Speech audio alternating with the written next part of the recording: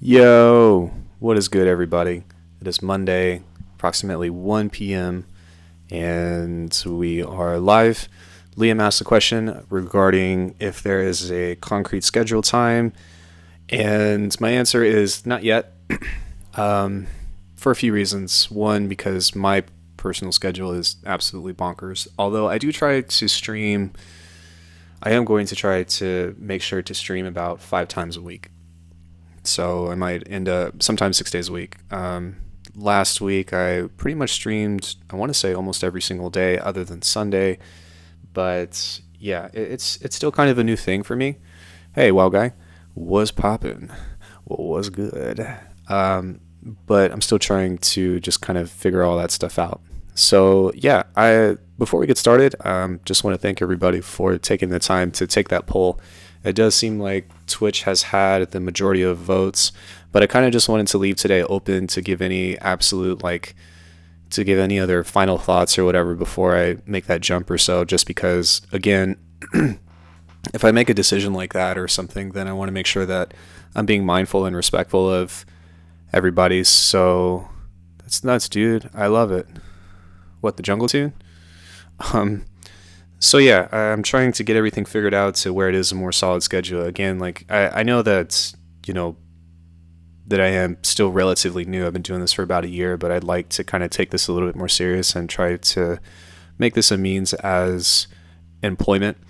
But I know that I can't really do that without you guys. So I definitely want to make sure that I'm making sure that you guys are taken care of and having access to me in the way that, you can come in and talk to me live or just kind of do whatever. I can say, for the most part, I don't know if I'm going to do like those super early morning streams anymore, just because people are like, dude, it's too early or it's too late. So I think that sometime around the early afternoon would probably be best.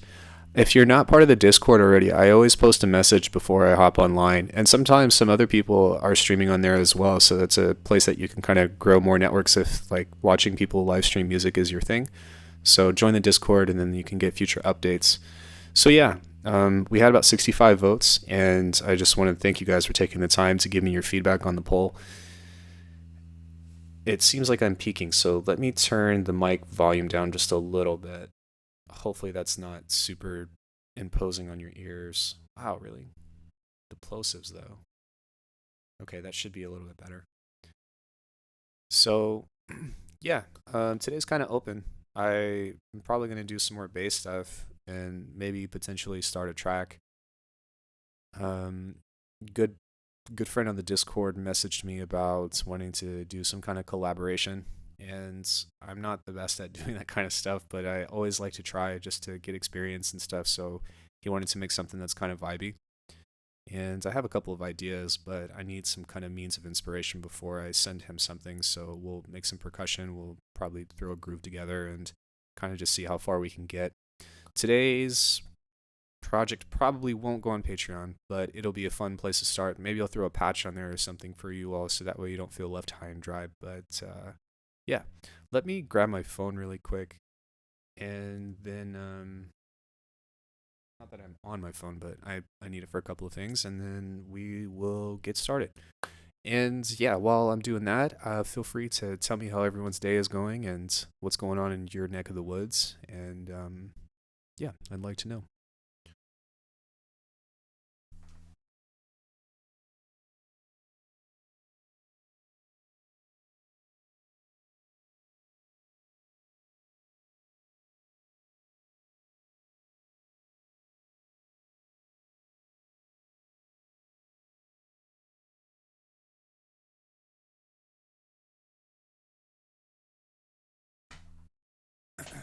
All right, let me turn my ringer off.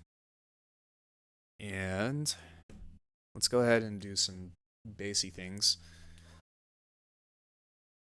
So I'm not going to make like super complex basses today. I'm really just going to aim for creating some stuff that's going to, let me adjust this. Going to create some stuff that is going to be usable for later down the line. And then we will kind of go from there. How's the mic volume from here, by the way? Is this okay for everyone? And then also, I'll pull up an instance of Faceplant, and I kind of want to check the volumes of everything today, because sometimes for some reason, like I usually don't change anything, but every once in a while someone's like, it's way too loud or it's way too quiet. So here's a mid F. How's that on your guys' end?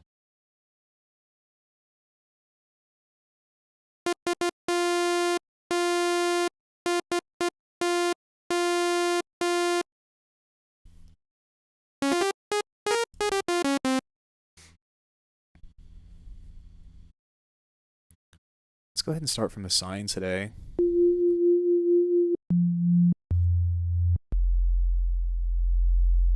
Spread that out just a little bit. And then we're going to start to shape this with some kind of distortion stuff. Ooh. Yeah, new monitors. Oh man, I miss having monitors. But yeah, one day I'll get some new ones. For now, like as long as I have a decent pair of headphones, then I'm okay. Thank you for that. I appreciate you letting me know. Let's see. Let's add some drive to this. Okay. Now let's do another means of distortion. Except this time we're going to change this to a sine. And I'm going to try to mellow these out just a little bit. So like if you push the drive really hard, you can start to see that it's like a strange like half triangle, half square. That's kind of funny. So we're going to kind of just make this a little bit more so square. So it's kind of cool because like this is what you start with. This is what it's become. and this is what it is now.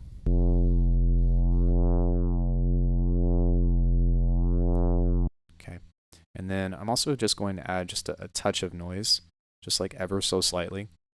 And I'm going to turn the slope up because that mellows that out. So it's still really loud though. So I really just want like just a little bit.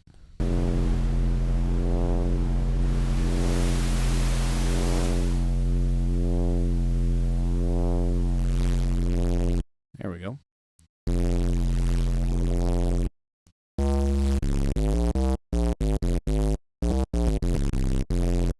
Nice. Okay. And then just for a means of having just a little bit of extra harmonics, I think that we'll go into some of the tables over here. I'm going to find something. I kind of want to try and see what happens if I throw the kangaroo in here, see if it's available somewhere. There it is. Kangaroo. I don't know why I just thought of it, so we're going to go ahead and just introduce just a slight amount of FM to, let's do the drive, the last one on there.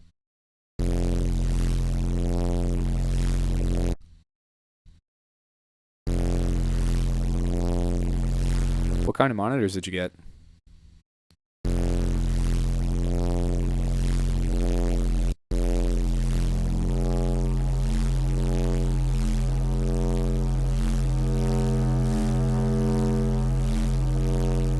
Still want to keep it just a little bit soft.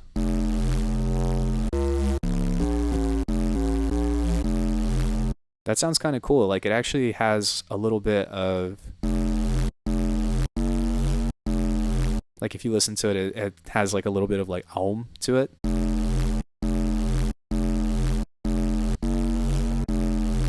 That's pretty cool. Okay, so remind me if you get the chance, if I forget, by the way, that if the patch doesn't come out to be kind of how I want it to be, then I might turn the unison down and actually change the shift on here to get a different form of detuning. I remember that feeling as well. New monitors in the mail. Yee. These are going to be the first ones ever for me, so I'm really stoked. Atom T7V. I haven't heard of those before. I'll look those up later. So yeah, we need to kind of make this a little bit louder. So maybe we'll start with some compression just to kind of bump everything up. The saturator on this is just a little bit overboard. I just hope my room isn't going to be an ass and ruin the sound signature. Well, I mean, unless if you study psychoacoustics, you won't ever really know. And then like if your floor has like wood floors, then it's almost like 3 times as worse. But still, you know, it's still nice to just have something loud to play it through because, I mean, ideally for me, like the number one thing that I look for is like my car. That's like my first sound check, and then I do it through my phone because it's probably the second thing that people are going to be listening to that on. So, you know, but still, it's nice to just be able to play your own music super loud, even if it's, you know, not particularly like you can't actually like monitor the accuracy of it, you know? That sounds super nice. Just check those out. I'd be excited too. They look dope as flip. They look dope as fuck. Oh, wow.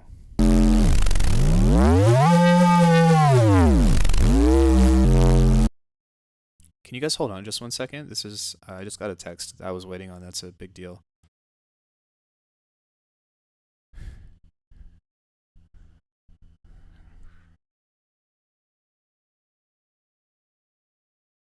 Oh, wow. That's a big deal. Okay.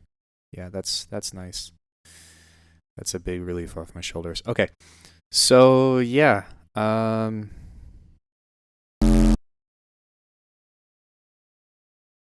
Alan Foley says, "Hey, those are my initials."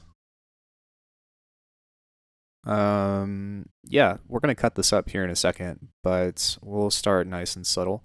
So, let's start with a notch.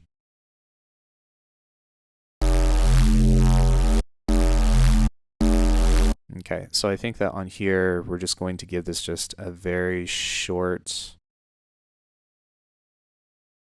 a very short, like even that's too much. Just a little bit. No, like help me out here. There we go. And let's turn this down to super slow. So how do you feel if you know about if you know about monitors, how do you feel like those compare to rockets? Because I know that that's a pretty like standard thing for people, but I've also heard that rockets are very, how do I say, kind of trendy as opposed to being actually accurate. Monty Squirrel, hello, welcome.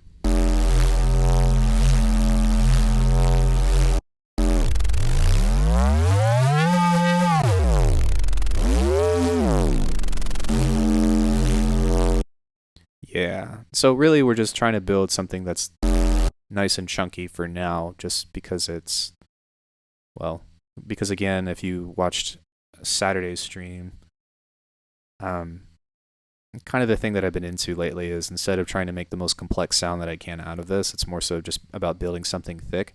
And then after that, I will process it actually during the track. So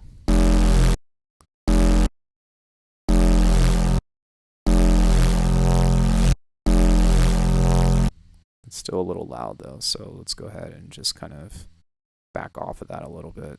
And this is just to keep our fundamentals solid.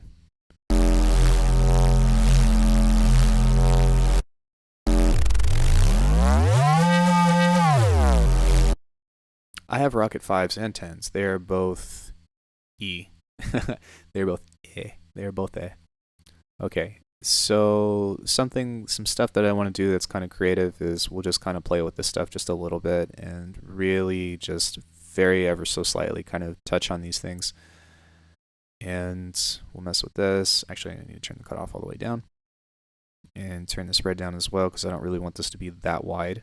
We'll turn the depth up. So actually, one thing that I need to figure out is, okay, so this thing is actually going to be super important. I didn't realize that would do that. But now that I do know, we can actually help this talk a little bit more with this by setting another LFO on this and moving this at very small increments.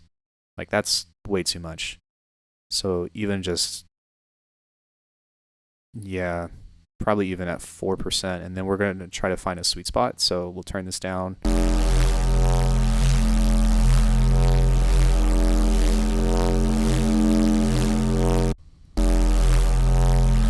They're both very flat, like M Audio or basically like home speakers, very true sound. I was always wondering about that. That's yeah, I used to have some Rocket 5s and then I ended up letting them go. I sold them to get a sub pack. I don't think that it was a bad decision, but it was a necessary decision at the time for where I was living.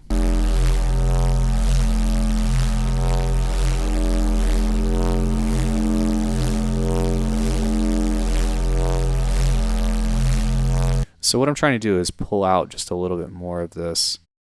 Got Rocket 8s myself. I think the price quality value is good. Also, welcome to the stream, Drang. Forgive me, but I haven't noticed you in here before, so I just want to say hello. And if you have been in here before, then I apologize.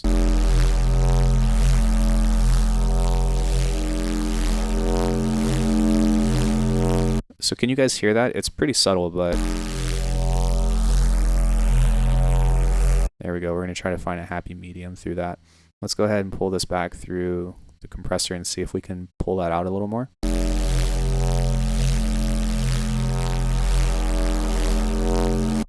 The Additive monitors have a ribbon tweeter, which apparently don't cause ear fatigue. Wow, I can't imagine how that could possibly not cause ear fatigue. I mean, noise is noise, yeah? When the speakers are so loud, you have to wear earplugs inside of your own studio. That's probably actually a normal thing. So, yeah, that's just going to give it a little bit of color. Hey, what's good, man? Or, what's good, person? Welcome to the stream. Let's go ahead and... Has anybody ever messed with this before? I don't even know what this is. Yeah, I heard that the highs sound really clean coming out from them. That's dope. Diode. That's kind of cool. But unfortunately, this doesn't have a mix.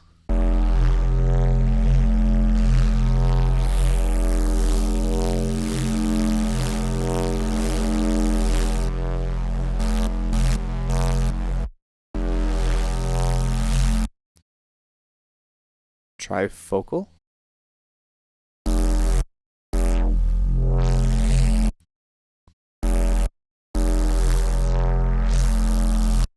I actually like how that sounds for now.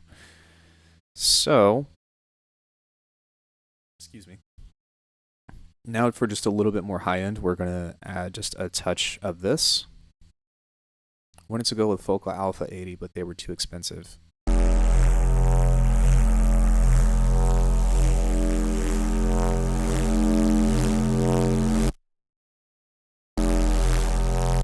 Okay, so an oscilloscope would be nice, but that's okay. This is not currently how everything looks, but it seems pretty good. Oh, you know what? That's why. Okay, hold on 1 second. I need to create a new group. And this is probably going to end up making this sound a lot different, but I'm going to take this down here and take this down here, and that should clean things up a little bit. Yes. Okay. Modular routing, people. Okay, so now that we have a nice chunky thing, one thing that we can do, we still have ViewDB to work with actually, so we can do that in distortion outside. Let's go ahead and apply some kind of complex filter to this, as per usual. Would you expect any less? And we'll go here. And this will be a bell, and we're just going to listen to this for a sec. Oh crap, we can't. Okay, hold on. Let's go ahead and find a peak. Let's pull this up even more. Okay, so about here would probably be good. Yeah, it is unfortunate that I can't play this at the same time while I'm trying to listen to this, but this seems pretty okay to me. So we'll pull this all the way down to about 100 hertz, and then this is going to sweep up and down. So we'll apply a new LFO. LFO. And I need a bigger monitor. We'll just pull this up a little bit. Damn, I could try out Faceplant because this sounds dope. Getting tired of Serum recently. I love Serum. It's kind of one of those things like that's very similar to Gearlust, which there's nothing wrong with Gearlust, because whatever keeps it interesting is what keeps it interesting. But at the same time, Serum is still super fantastic, and when people are knocking on it just because new stuff has come out, I think it's kind of ridiculous, especially because there's just Serum has done a lot for the music community, and you would be a fool to think otherwise. Okay, so we've got 2 notches. Then we are going to create a low pass, like that. And then we're going to create a high pass, kind of like that. So we've got 1, 2, 3, 4, 5 filter types moving now. And we're going to set this all to be we'll set 3 of them to the same LFO, and then we'll set the other 2 to different ones. So we'll start with this one, and we'll apply the LFO on this, where this will sweep up to about halfway. Oh, that's all the way. No, let's have that sweep up to about here. So that way it's taking out some of those lows whenever it moves. And then we'll also do the same one to the high end. That'll cut some of the sound out that way. And then last but not least, I guess we'll have the notch, just a separate notch doing its own thing. That'll be fine. We'll set this one to sweep downwards as such. Kind of like that. Let's click on this one and then have that kind of move towards that low end. And then this notch, we'll apply another LFO. This one is going to automate this one, but we're going to set that to be like super duper slow. So you have this really cool resonant movement thing that's happening. And then now what we can do is we can close out of this and then draw some custom stuff to make this a little bit more interesting. I want this to be smaller.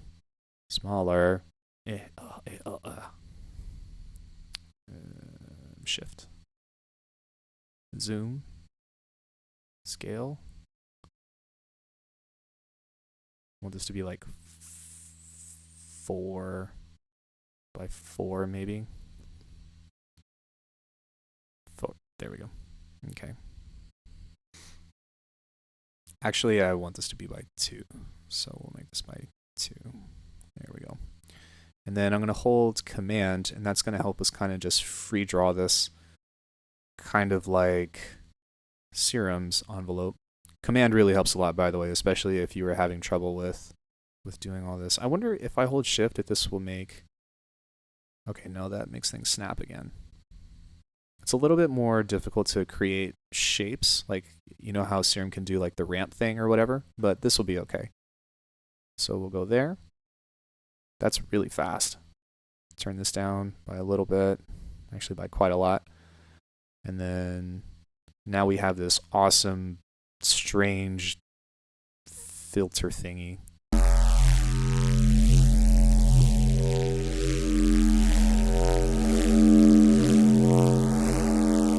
And then one thing I'm also going to do, just for good measure, is I'm going to take this low pass filter and just give this a little bit of resonance right there. Hopefully that's not going to be too squelchy, but maybe just a little bit might help.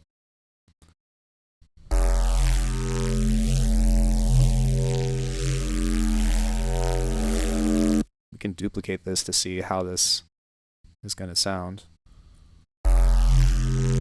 Oops, Option, please.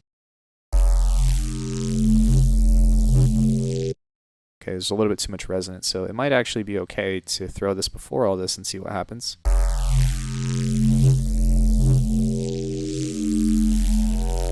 Sounds pretty cool. There's a little bit too much resonance stacked on each other though, because they're moving in sync together, so.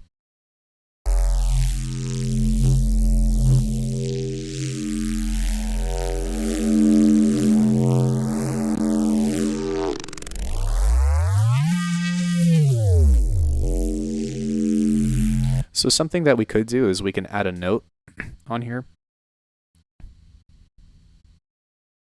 Sorry, I was like, what the?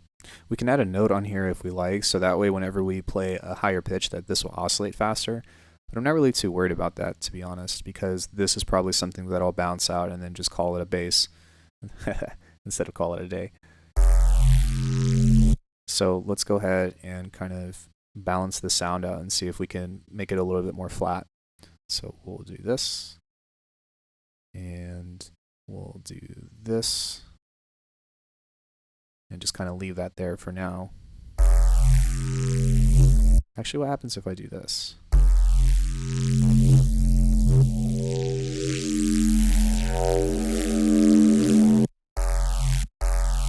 Okay, let's roll off the super high end of that, or sorry, super low end of that.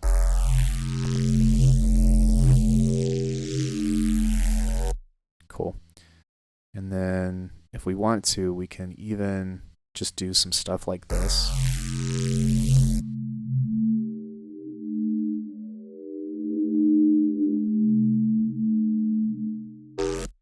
Hey, Avon. So a couple of places like this give out some of those low resonant vocal tones, so we can kind of just pick some of these.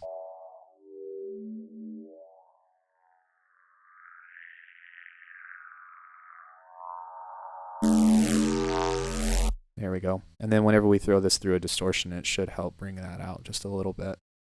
Just a little bit.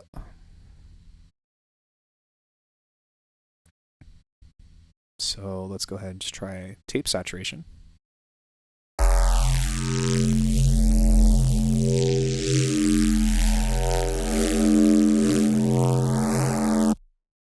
And that's a pretty nice looking thing to me. Let's ruin it with an OTT. That's pretty flat. And then we'll throw that through the limiter.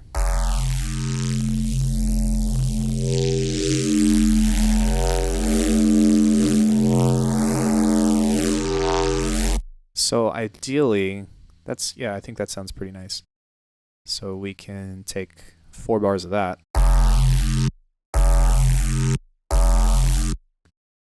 Okay, actually I just want to, you want to put a more cleaner sub underneath this bass patch later. If you listen to the sub, it's actually in mono. Possibly though, actually, that's a good point. Sometimes I do, sometimes I don't. It just depends. From if you've watched any of the other past streams, what I've been doing is really just destroying these sounds and using it as a means of creating something. But if you take a look here, what I try to do every time is actually have a separate sub that's going through the master. So there is a little bit of saturation from Trash 2, and then I guess it's being a little bit of OTT'd, but if we actually take another Pro Q3 and then we check our sub, it should actually be okay.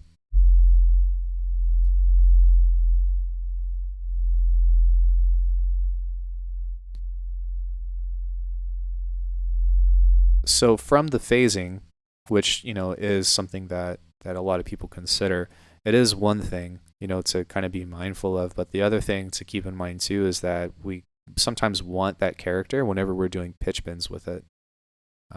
So it just depends on how it sounds in the mix. But sometimes sometimes you want to preserve the original character, and then sometimes you really just want to keep the mid range. So I won't actually know until I get to that stage. But what I can say is that we'll find out.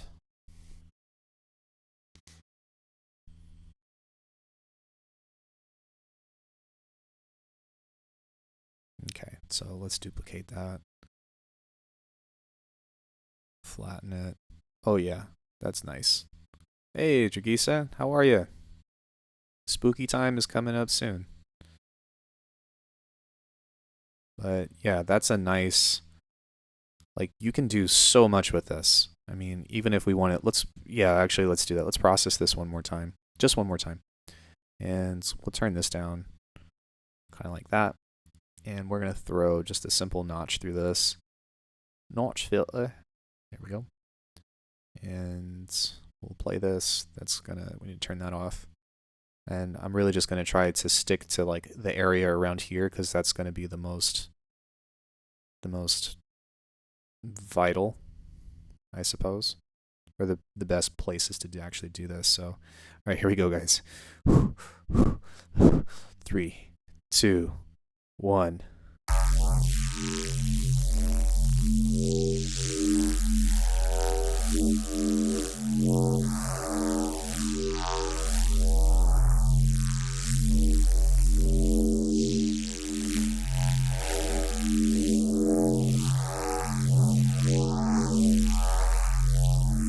It's a really long note.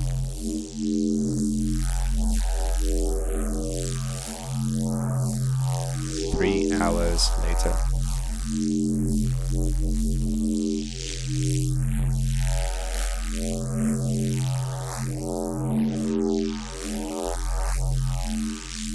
Almost done. Okay. That was, I didn't realize how long of a note that was. Oh, that's 8 bars. 16 bars. We probably only need 8. So we'll just loop that instead. And what we can do is go and throw a glue compressor on here and then help bring out some of this a little bit.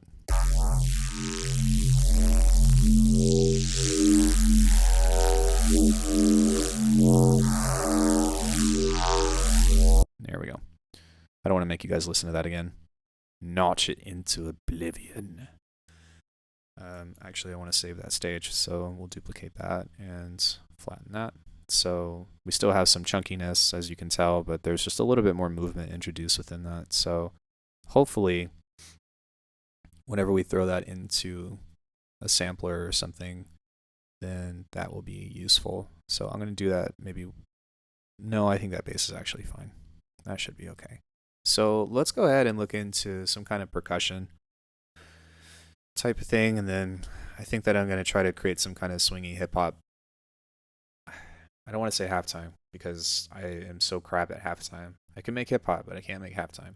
And then some things that I want to play with are something that's kind of like call and response or whatever, and just try to do something that's relatively interesting. I don't know. I'm also kind of open to ideas today if anybody has something that they want me to cover that's along the way or something similar. Like, don't be like, hey, how do you make the bass from Goa Trance Techno. That's for Friday. That is for Friday. Okay, so I have some inspiration to kind of draw from. There is the Splice pack that we have that has some really cool stuff in it. I don't know if you guys are a big fan of Splice or not. I had like 3 months free from it, and it was cool, but it was whatever. But some stuff on here was actually pretty cool. So like the Sennheiser stuff from Halftime, like this might be interesting to you. Like that's pretty cool.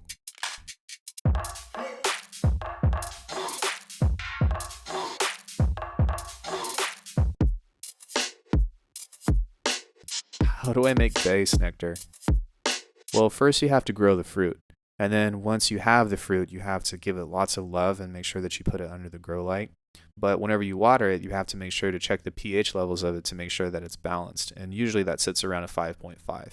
So whenever you get there, then after that, you have to flower it for about 2 months and then you have to dry it out. And then once you have that, you should be pretty good to go.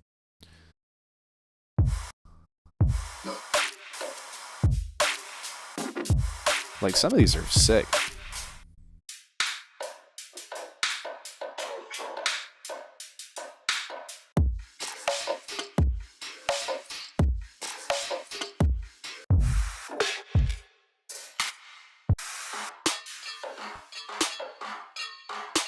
Neither. You have to cure them.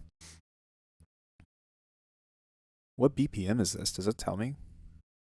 Oh, it does. 90, 85, 84. Oh, dried. I see. Yeah, that's how you base nectar. You know, that would actually be funny. It would just were you able to store your Splice samples somewhere? I hated having to open the app when I wanted to use them.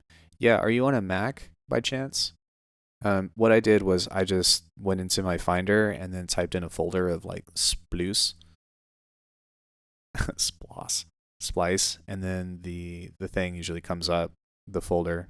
So you'll go here, and this is everything from Splice, and that will come up, and then I just go and throw that into my sample pack, which is right here, and then I just have everything kind of in that field or margin. That 18 drum sample sounds like it just needs some bass under that white noise, and it's a drop. It's too easy though.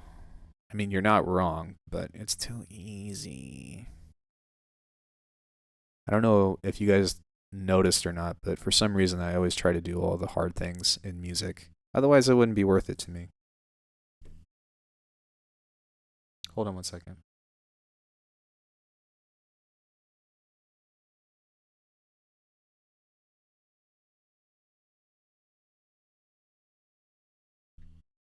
Okay. So, yeah, I guess from here, if we're talking about percussion, something that is interesting to me that I've noticed is that like if you listen to this stuff, there's not really that many drums that's going on. I still think that you can go to Windows and then like go to folder or something or just type in Splice, search Splice or something, you know.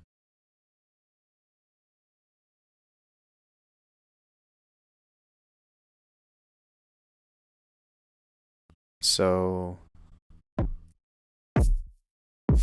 like if you listen to these though, those don't sound good on their own.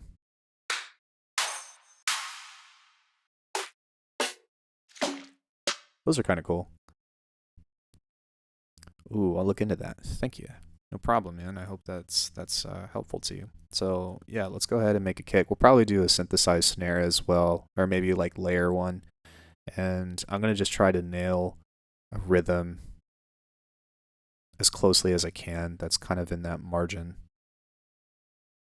So, what am I doing?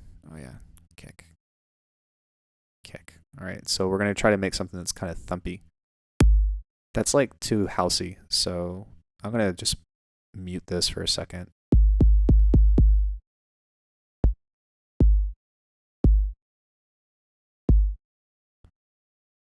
And we'll kind of shape this up.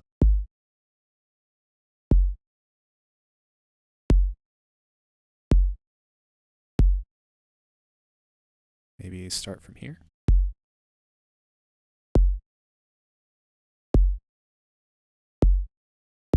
I like that. Let's give it some compression. This thing is very deceptive because if you like crank it, it just wrecks it. So I generally like maybe that much will probably do the trick. So we'll give this just a little bit of attack. Turn the ratio up.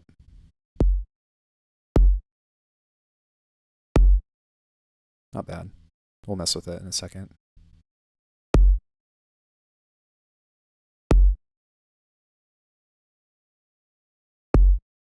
Nice. And I want this to have just a little bit more attack, so we'll see if we can pull this up a little more.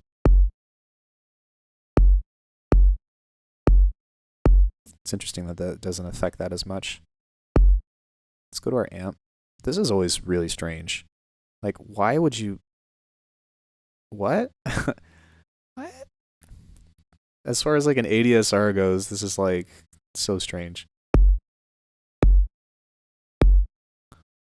So we'll just... No. We'll just pull this one. I'm clicking over here and it's clicking on that one. Really? That's okay. Maybe we'll pull this one up kind of like that, and then we'll shorten this one and then pull this up.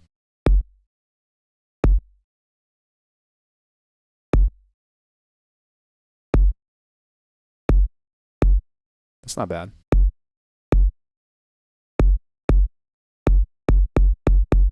It's weird because it's maxing out, but it seems kind of quiet, so I want this to be punchier.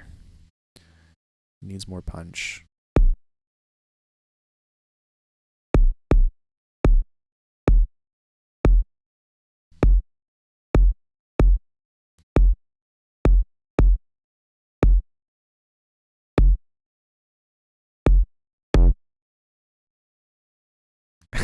It's not ADSR, that's just blah, blah, blah, blah, blah.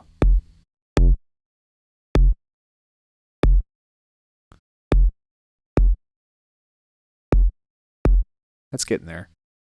Those low mids are dipped out, so let's go ahead and look at this EQ. I wish that this would pop up in real time. That would be nice. So let's go ahead and turn this on. Yeah. And I'm actually going to... it doesn't support multi-touch. Yay. Can kind of experiment with removing some of this now. Does anybody have any questions about what I'm doing? Does everybody know how to shape a kick? Ooh.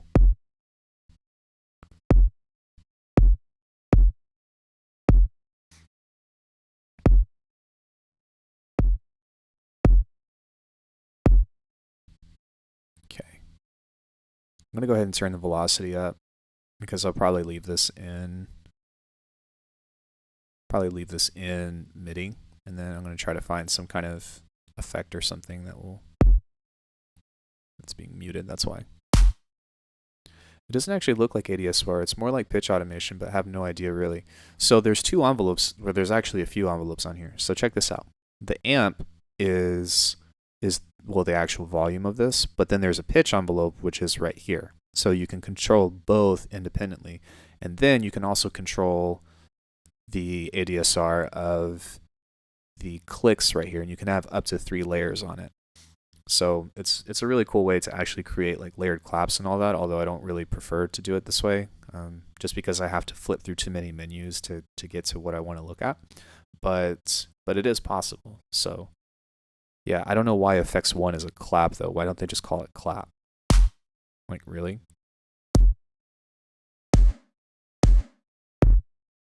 Techno 1. Let's maybe try something like that. That's, you know what? I kind of like that.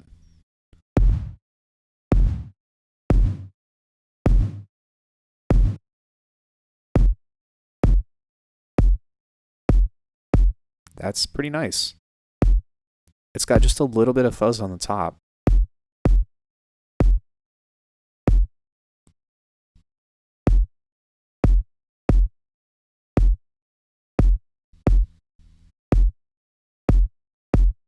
I like that. Okay, we'll start with that, and if it needs to change, then we can always do something different. So now let's go ahead and make a snare, a snore. I'm just going to pull up a snare maker that I've already done. Generators, 2017 metal maker. Yeah, industrially. Is the EQ last in the effects chain? If so, why not just use FabFilter Q? Well, because sometimes... Okay, so this is something that I will be talking about in the tutorial or the tutorial series that I've been talking about doing that I need to start at some point. I just need, if anybody has the ability to do After Effects and can do a simple animation for me for a different series, I'd really appreciate it. I'll give you a free private or something, but I'm waiting for that to happen. But once that happens, then I'll start the series. But basically, I'm looking at doing something called the toolbox, and we'll talk about the different uses of components. But to summarize this, whenever you do EQ, you're doing one of two things. You're either doing something creatively or you're doing something to correct something else. So if you're using an EQ to correct something, then it can be one of the last things that you would do to, in your chain. However, if you have certain cuts and certain boosts, whenever you send that through a distortion or saturation or even compression, then sometimes the EQ will attenuate certain frequencies depending on the curves that it has. Does that make sense? So that's like a creative way to kind of do all that. I mean, to put things in perspective, if we were talking about that bass earlier, right? This one in particular, I don't know. Yeah, you were here for that. This filter that we've made is actually an EQ, right? Slice EQ. So we're using this in a creative means to create complex filtering. Even if we were just to leave this static though and send it through a distortion, we would still get certain characteristics of the sound in order to kind of bring out some of those characteristics that we're looking for.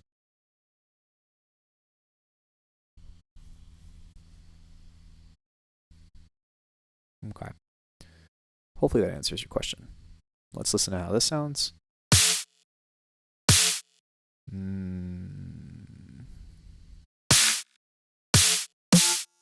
Ah.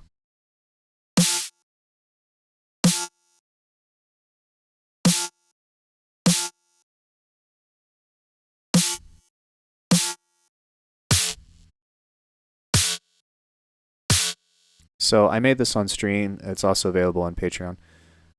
It's not quite where I want it to be by any means necessary, but I'm going to mess with this for just a little bit and try to create some kind of tonal distortion.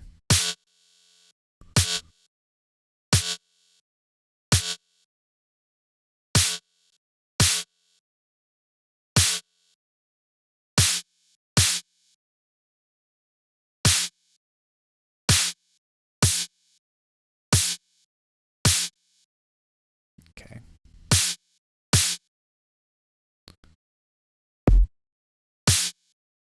It's just a little bit too airy. Or a little bit too noisy.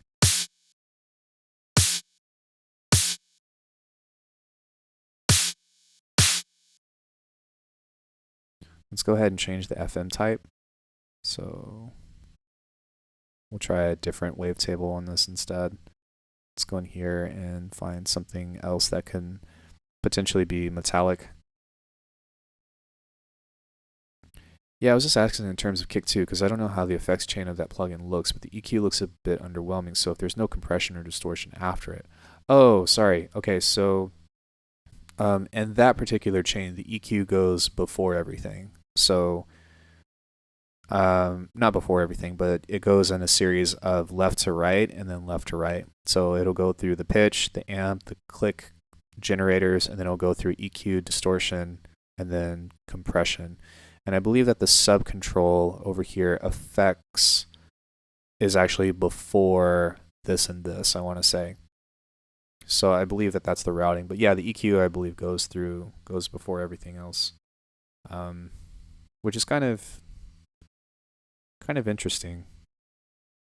At least that's how I understand it to be. I guess the limiter would be the last thing that it pushes through, but it's weird that you can only push the limiter down. You can't push it up. Huh. Oh well. No big deal. So yeah, but we can always do some corrective stuff after that, which is what I'm going to do right here, at least for the snare, because that's almost there. It's still just a little bit long.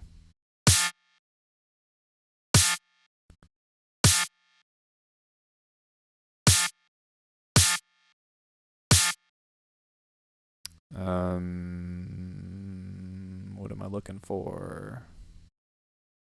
I really should have filter, noise, analog. Yeah, okay. So why is that?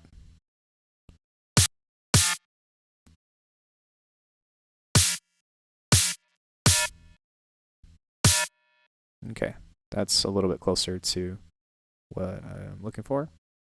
We'll pull this out a little bit.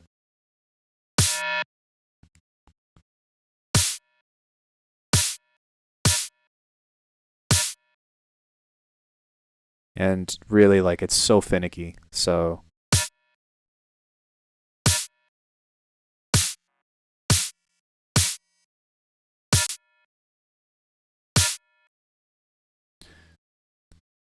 then it would just be an expander. By the way, Waves just released V11. I don't know what that is. I mean, to be honest, like, compression, limiting, and maximization are all very, very similar. It's just which direction do you start from and which way does it go, But I still would have appreciated something to be able to boost the volume with or whatever. But even though that's kind of already looking like that's not peaking per se, but I'd like this to be just maybe I can make this sound a little bit more realistic.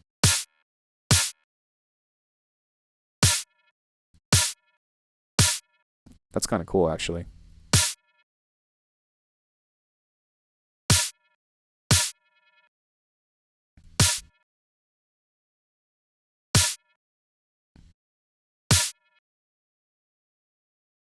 That still sounds super quiet on my end.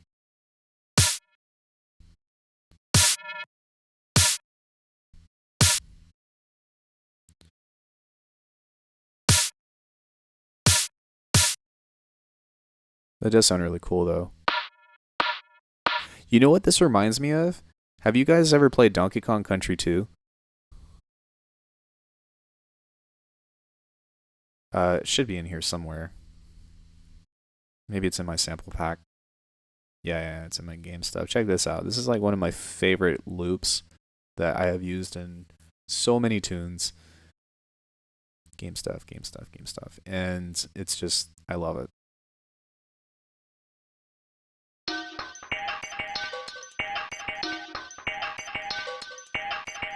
I don't know why. It just reminds me of that. It's not the same, I know, but it's okay. Leave me alone. Okay, leave me alone. All right. So I really want the transient of this to be just a little bit more prominent and make this just a little bit more powerful.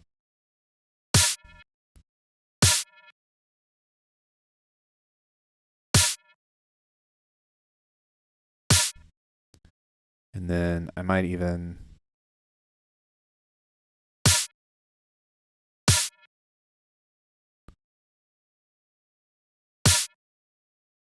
it's getting there.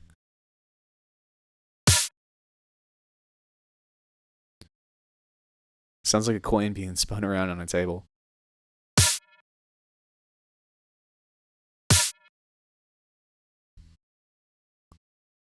What happens if I back off of this?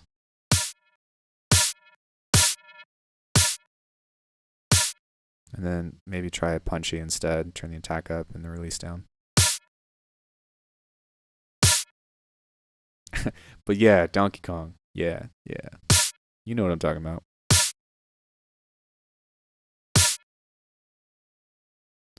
Yeah, it's just a little bit too obvious for me. Well, that's a little better. And then we can turn down the volume of this a little bit.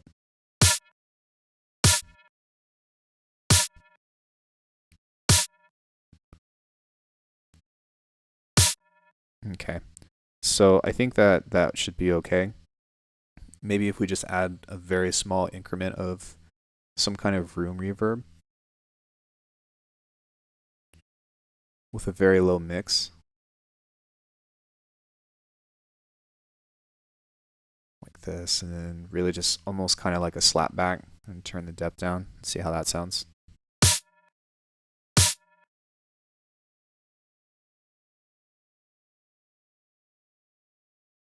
And we'll probably end up using this as a layer anyways, so.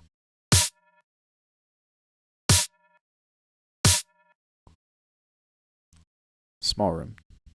Small room. There's no small room. What? Alright, maybe bright room. Okay. So let's kind of A-B this. And let's go ahead and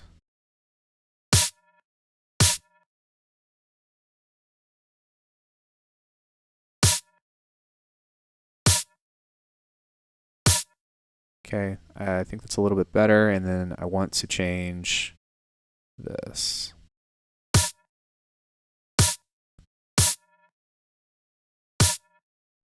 Where's the click? Didn't I add one on here, I want to say? I think so. It should be right here. Let's go ahead and throw another transient shaper on here and see what happens.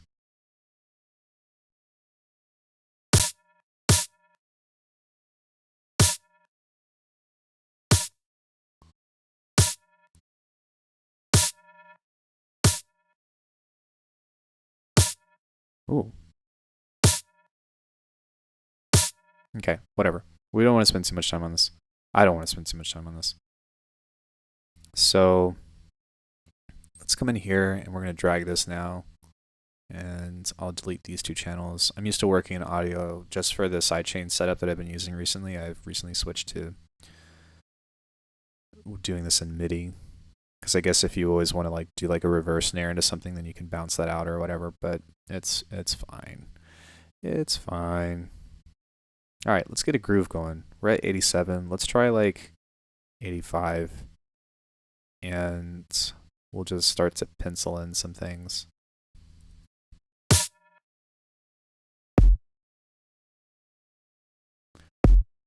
That's a nice kick though, at least I feel. And we're actually just going to start with like 1 bar. Maybe 2 bars. We'll see. So let's do some beatboxing.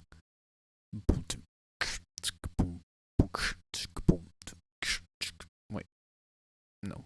Wait.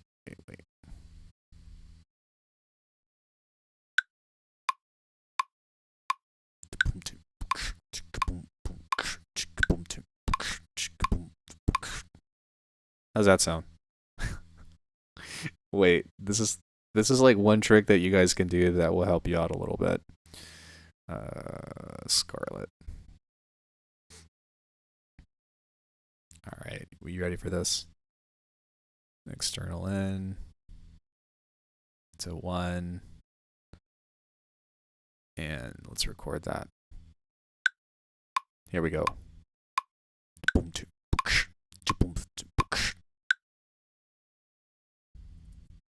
Okay. So I can't even like beatbox on time. That's funny. I'm terrible. It's everything is a little bit late anyway, so we can kind of move that over and just somewhat put a snare over there. So wait, you guys want to listen to this? Here we go.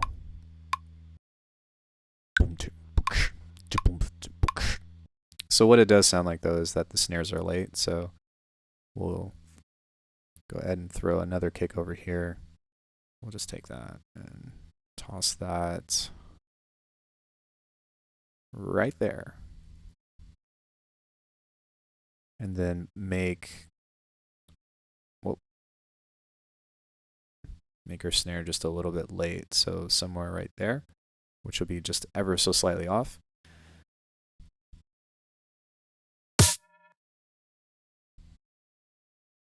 Shift command. No, not shift command.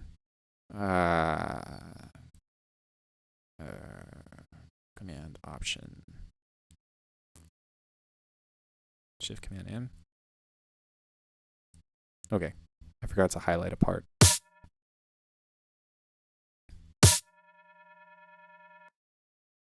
And then we'll make that here. So let's just check and see how that swing is. Boom, two. Boom, two. Turn that off. Okay, and then we can kind of mess with this again a little bit because that's not quite to where I want it to be.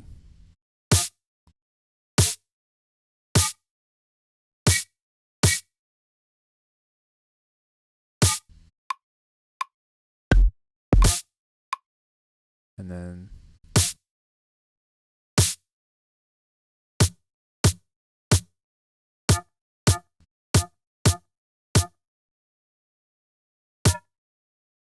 there we go.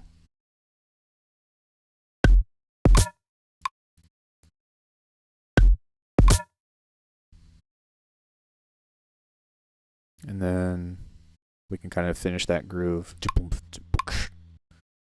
and just pull that over here like this. Move that right there. And then place our kicks here. And sometimes the reason why I like doing this way, other than for the sake of just being a freaking goofball, is because it helps you get some kind of cohesive rhythm that is off grid still. You like beatboxing for real? So let's listen.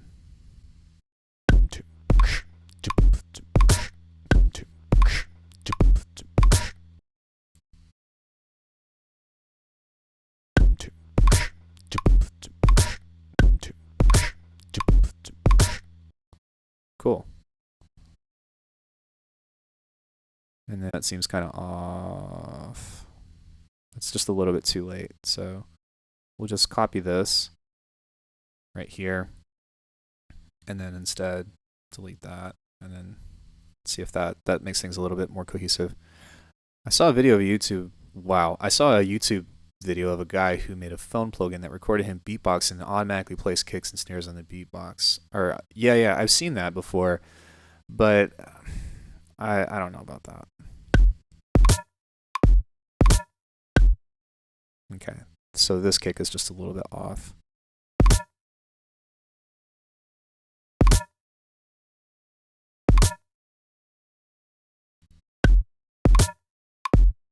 And that one's off.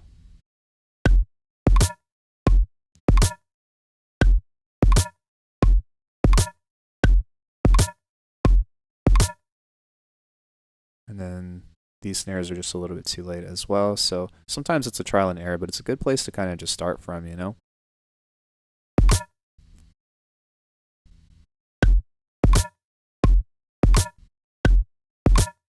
And we'll move this one back as well. So we'll just divide that. Sometimes this works out, sometimes it doesn't, but it's just, I don't care. It doesn't matter.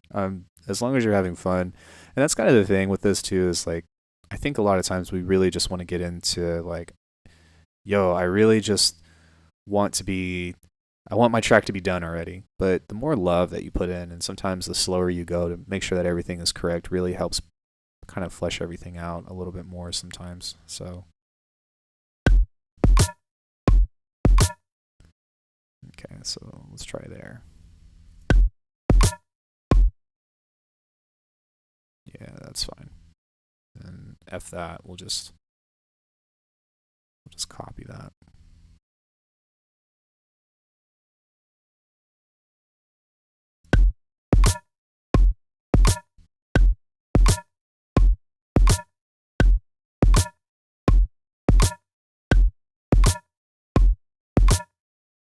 Okay.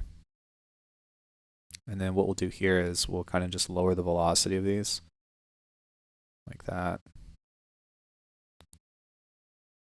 And then paste that here. And then I'm going to take this and then post that right there as well. So, and then we'll just kind of lower that down, and then I might even just move this a little bit, ever so slightly off, maybe like there. Not quite enough. Still not quite enough.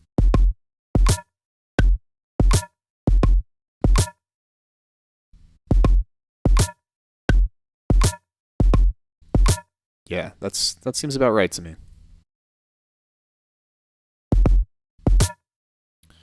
All right. So yeah, again, this is just a fundamental that we can use because it's got a nice solid transient, so we can pretty much layer anything under there. Let's delete that. And now we just need to kind of find some kind of heavy other things. Actually, before we do that, let's go ahead and actually layer the snare a bit. Have you guys ever used, what's it called? Might be in my library. I think it is.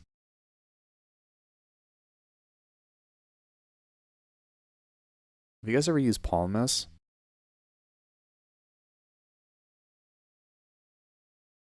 It's a free plugin on Max4 Live, but it's a clap maker, so it's pretty cool.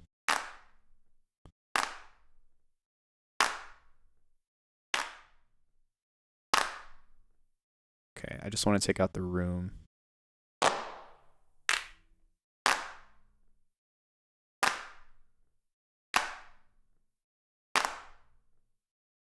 Surely that's on here somewhere. The only thing that I don't like about it is like this actually says how many voices you have right here, but there's no contrast to that. Like, why?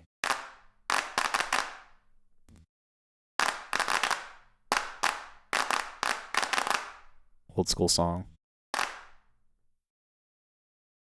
I think just a little bit of stereo would be fine. And then we can kind of just, I guess, turn this down just a little bit. And it's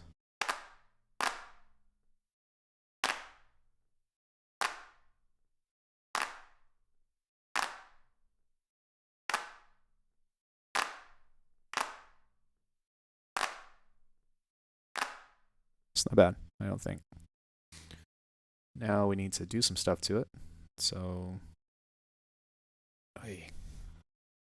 we'll do just a little bit of saturation, I believe would be good. Go here. And then I'm actually just going to try to see if I can get away with a transient shaper. That plugin's cool, but everybody should do it the deadmau5 way. What way is that? It's like, yeah, that's cool, but what do you know about garlic bread? Okay, so we can just go in here and directly follow that. Directly follow that. Great.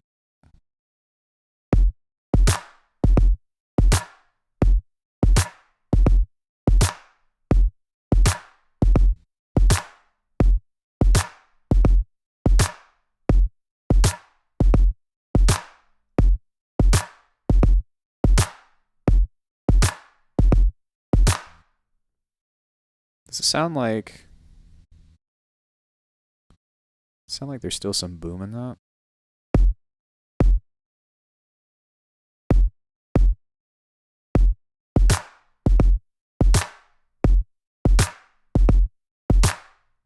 Okay, so now I kind of want to turn this down just a little bit.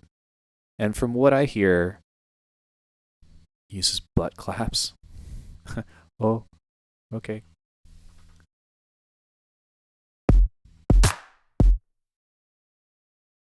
Yeah, let's turn this down just a little bit. Oh, it's fine. Foul language is okay. He basically said in a Q&A that he just slaps his ass in front of the mic and then makes that into a clap. Well, that's one way to do it. But I'm afraid that even though I may have buns of steel, that's not something I'm comfortable with doing.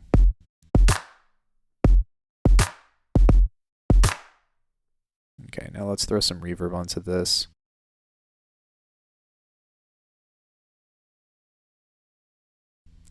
And we'll just make this an early reflection, pull this down a little bit.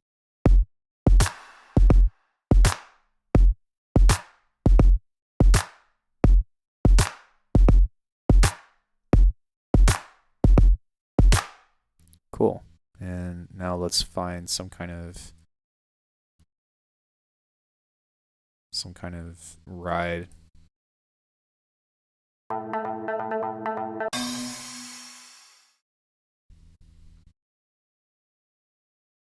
That actually might be kind of cool. So if it was like boom, boom, boom, boom, boom, boom, I don't know.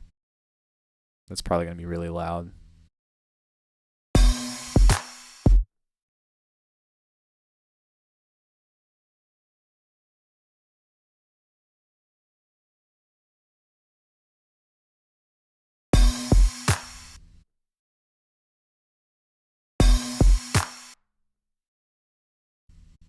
And then we'd probably have to push that to be a little bit early since that's late, so.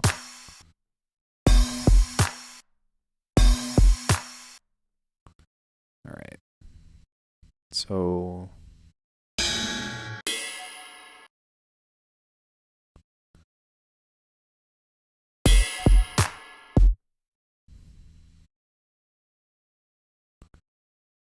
Next thing I need to do is I need to throw an EQ on this because there's way too much resonancy.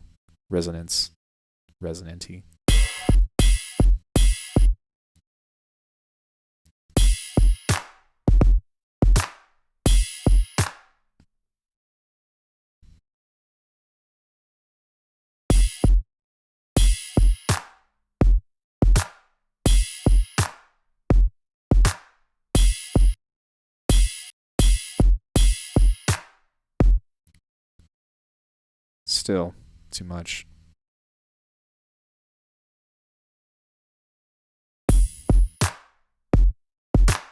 Okay.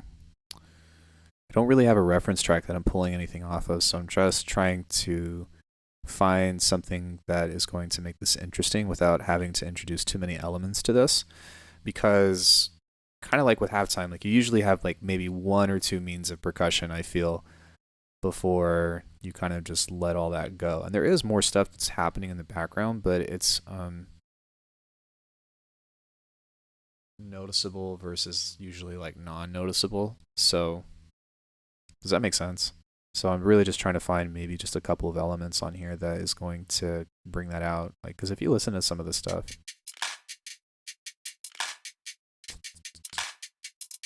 that's only 3 sounds.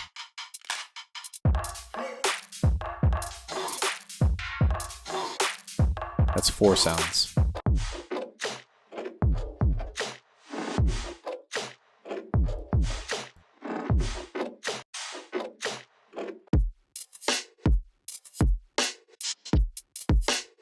That's also only 4 sounds. That's a little bit more.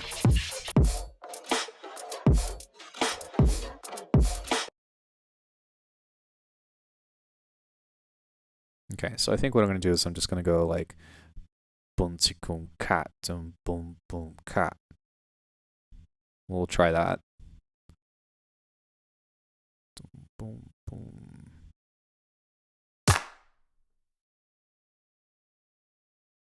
And then let's make this like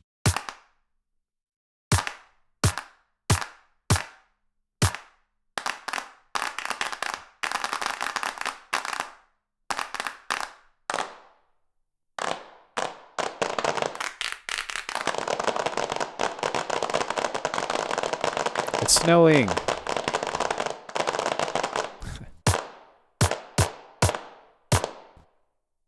Okay. So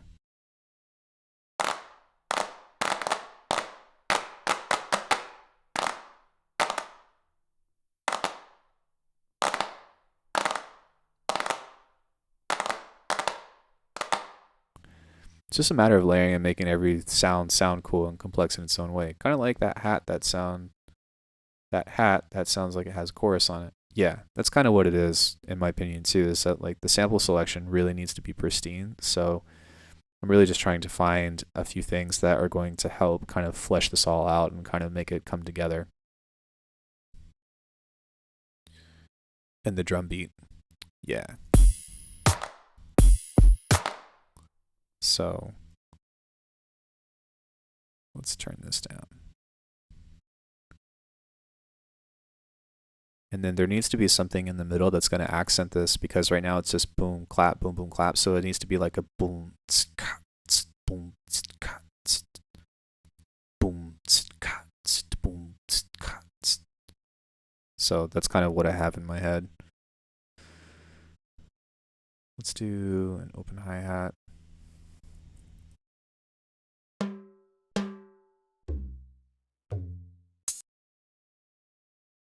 And then we're going to take this stuff and probably make it dusty as hell. So just bear with me for a bit. Sometimes stumbling around is part of it, but I'm going to take out the transient of this and turn it down. Still a little loud. Okay, and what I'm going to do instead, okay, so that's going to be on every single one.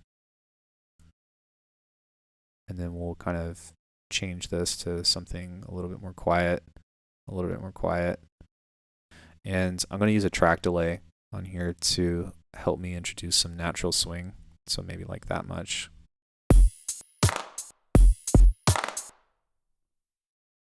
I put that in the wrong place. That needs to be there. That needs to be there. That needs to be there. Did I place that? Okay. And then let's just like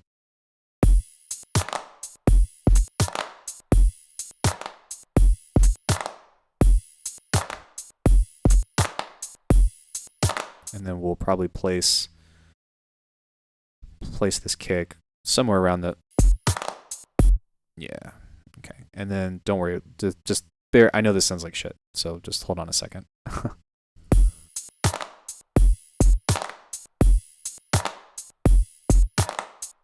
And then maybe we'll give that some space right there.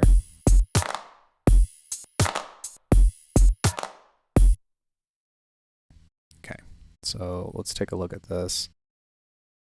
Actually, I'm not really worried about that. It's fine. If it doesn't work, it doesn't work. Don't spend too much time on it. Typically within a clap, I've done stuff in the past where I've just layered a bunch of things, like with Foley and all that.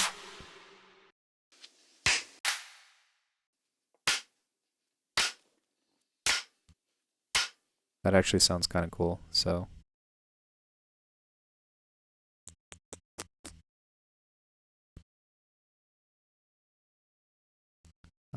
One thing that I kind of have an idea of is doing some kind of slapback. So instead of just a clap, it's kind of like a chicka. So maybe I'll see if I can do something interesting with that. But again, I'm going to take out the transient of this. This is probably going to be too loud, so.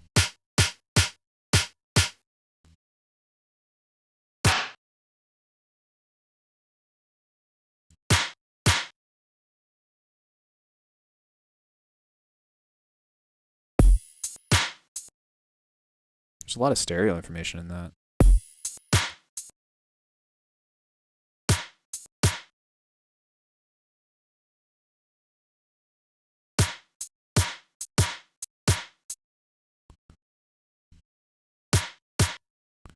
Okay, we'll do another one. Actually, we'll do.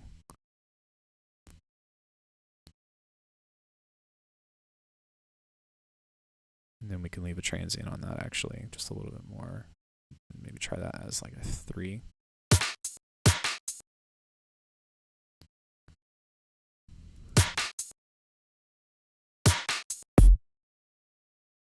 Okay.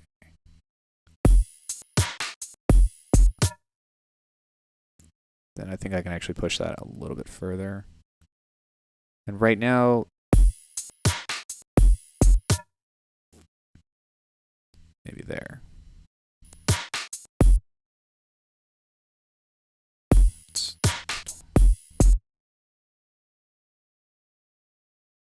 That would actually be kind of cool if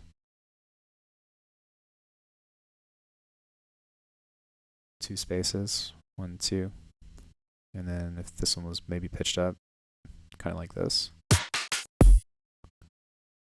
Maybe even later. No, that gives it too much swing. Let's process this a little bit. Some kind of saturation thing.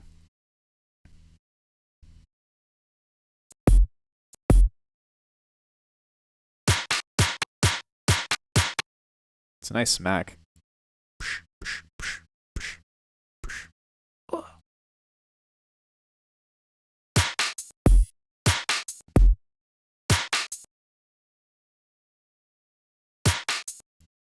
And then let's try to throw... I'm actually going to throw this over the entire compression and see what happens.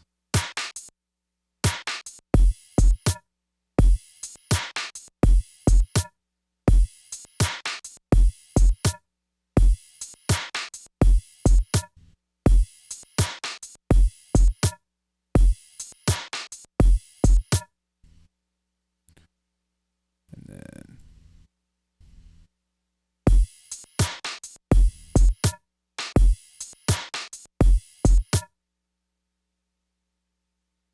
we'll put that at a triplet. And then we can mess with this and just like make this super different.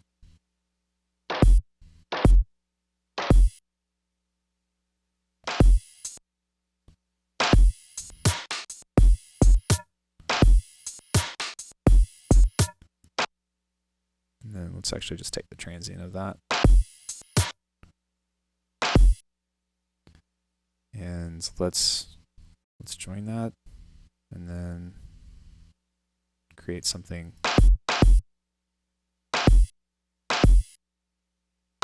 You know what would be cool is if you can actually pan this within the clip itself.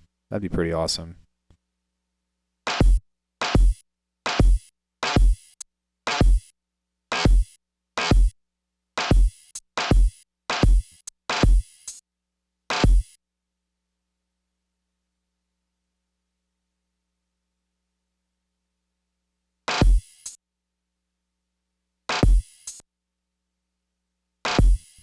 Okay, so that's a starting point. Now let's see if we can make this just a little bit more interesting.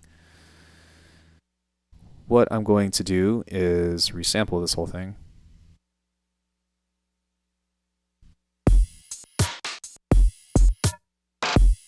That's a little too loud.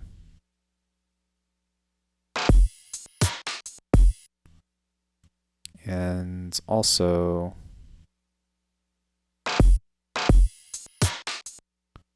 if we do this, this might help as well. Actually, no, I'm going to resample this, so I don't need to do that right now. We'll just set this to a resampling channel. Kind of go on here. Okay. And we're going to just take out all of the lows of this.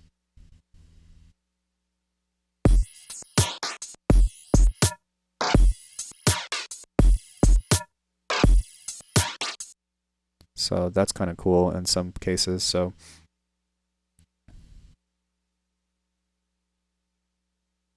I think that one's pretty neat. That one was not needed.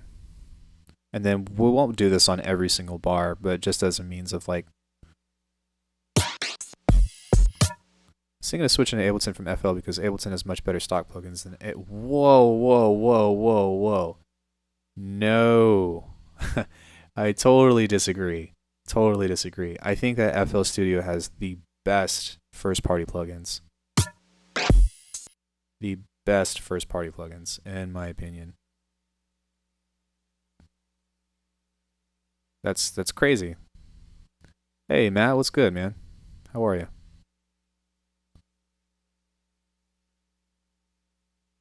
All right, so yeah, we'll take that. We can use that as a layer later. We'll probably throw this into Portal or something. Make sure to take this though. And then we'll set up a sidechain with this. It still sounds just a little bit too uninteresting, so we're gonna kind of just fiddle with it and see if we can create something that actually sounds decent. And I'm not really worried right now about anything being amazing or anything like that. I'm really just using this as an exercise to try to enjoy the process and make swingy beats.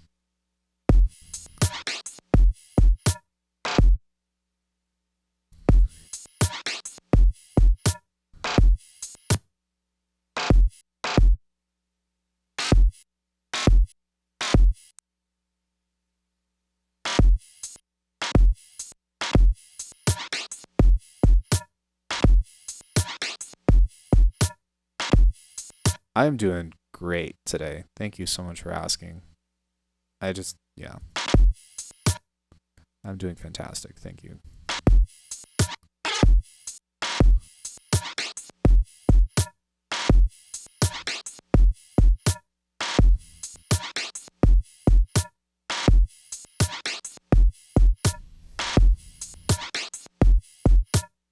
Okay, that's actually not bad. But the F of this stands out just a little bit too much. So I'm gonna try a fifth of this instead. Instead of playing octaves because the kick is playing at F and this is playing at F, maybe if we can create a little bit of contrast, that might help that out a bit. So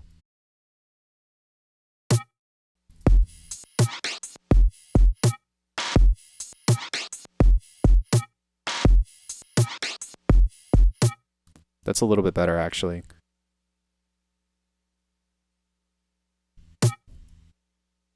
Shit, my bad then. I'm just speaking in terms of trying something different. See, switching.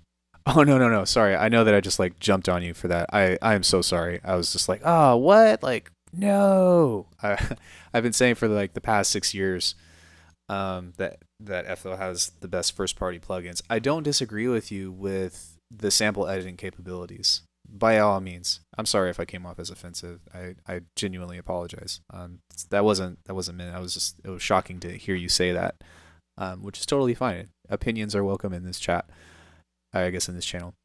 What I meant to say though was just like in my opinion, like Harmor, SliceX, Vocoder, Maximus in particular, and then like a lot of other first party plugins, even like the stock reverb of FL Studio and also the parametric EQ, even though I don't like the way that it looks, like just the way that it colors the sound, in my opinion, is just absolutely so much better than I really think, in my personal opinion, that that that FL Studio has that. However, in my opinion, I think that Ableton has. Sorry, I'm typing out an apology. Um, I also think that Ableton has better sampling capabilities. That's yeah. As far as like editing and audio and all that, the engines are quite good. I'd say honestly, like try out Bitwig. I'm still kind of like keeping my eye on it. I still want to like try something different in that world as opposed to something else. But yeah.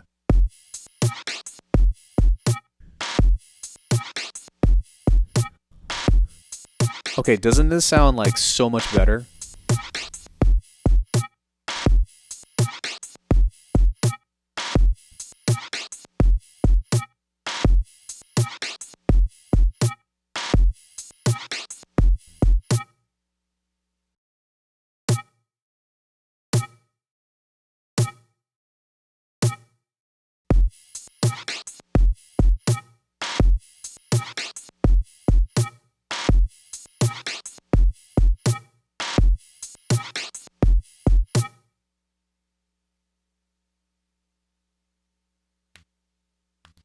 Yeah, I know. I just so just the way that I was raised and all that stuff, I do try to be mindful about what I say and how I say it. So if one thing that you guys will learn about me is if I make a mistake, I generally, not every time, I'm not perfect, but I do try to own up to that.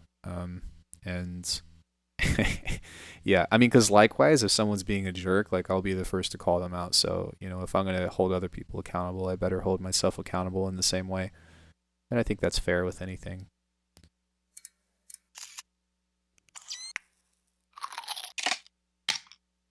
That actually might be a cool layer.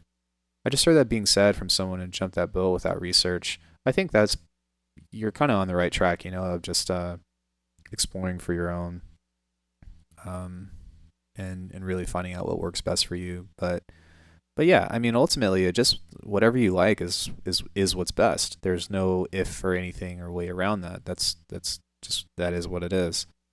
So yeah.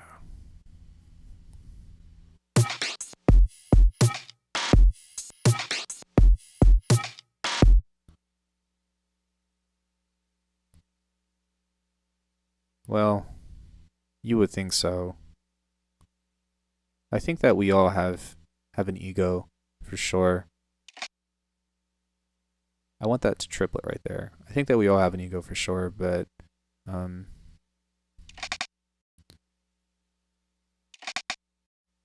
but if you guys know anything about me, like I got my butt handed to me on both of my instructor tests, and it wasn't like, oh, break a board, which there's something to be said for that, and I don't want to step on anyone's toes if you do taekwondo or something, but it was like, no, you're sitting on a bench and your eyes are closed, and there's 6 guys surrounding you, and basically when someone grabs you or attacks you, you have to open your eyes and react to it, and then you have to sit down and close your eyes again. It was kind of stuff like that. And then at the very end, we had like 10 sparring rounds. uh 5 of them were with my partner, and then we would fight other instructors, and then it would be like, all right, you're doing punching, all right, you're doing grappling, all right, you're doing punching and grappling, all right, you're doing punching, grappling, kicking, and throwing. Okay, the last one is like a free for all. So it really taught me a lot just about like what it really is to be exhausted and like fight for your life, not for your life, but overcome adversity and all that. And you know, even if you know nothing about music or even if you know nothing about martial arts, you should always try to give somebody the opportunity to surprise you, because they will if you let them. And sometimes it can be in a good way.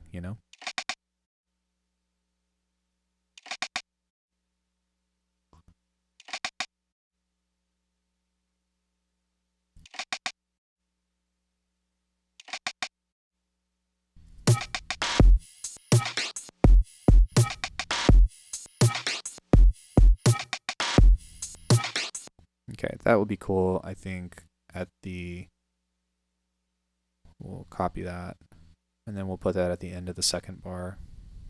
So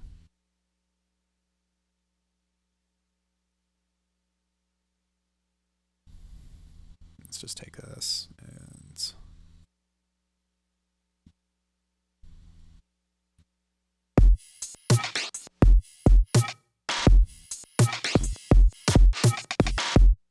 okay, and we don't need that, so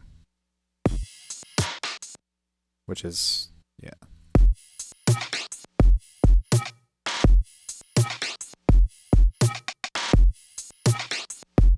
I want this to like click more though, because for some reason it just maybe because of sorry, maybe I need to fix the how do I say? I need to fix the amplitude of this, or maybe the side chaining. But I would think that that would kind of like click out a little more. So maybe I can actually just raise the volume of this a little bit and see how that sounds. Yeah, that sounds better. And then we'll duplicate this and then take that off, pull this over here, make sure that this doesn't clip.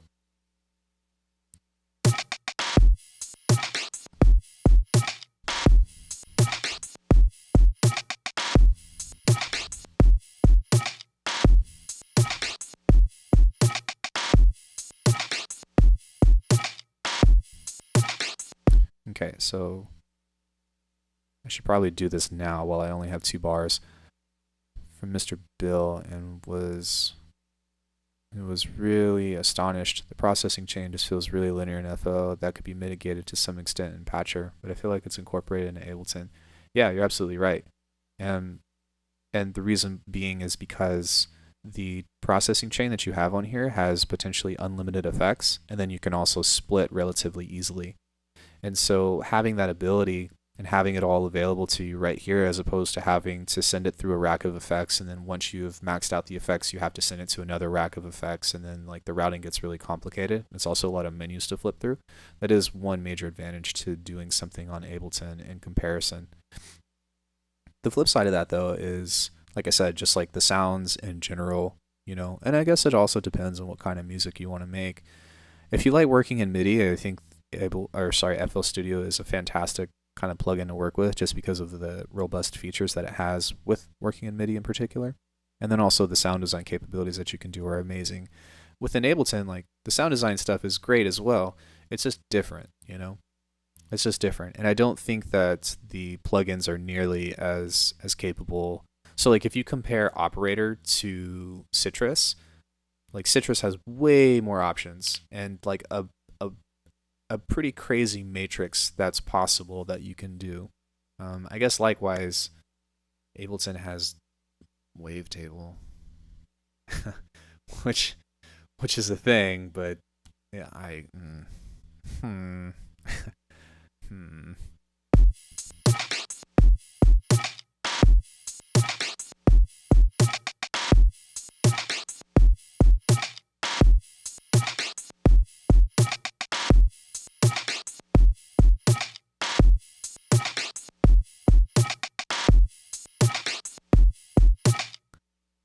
It's pretty swingy.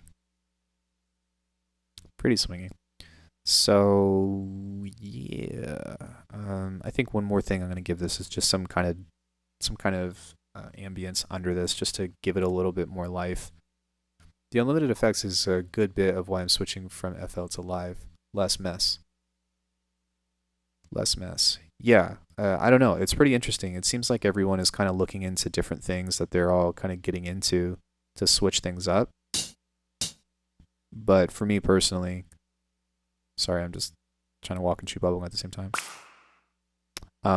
For me personally, like I'm kind of keeping my eyes on Bitwig just because of the modulation capabilities that you have within that. And then I also kind of want to try out the rig, but I can't. Yeah, I'm not in any place to be making purchases right now. So, all right. So maybe I can get away with taking that, and then we'll turn this into just like a vinyl thing. We'll turn this down. That should already be pretty lo-fi-ish because of the GoodHertz plugin that we have running on that, but we can...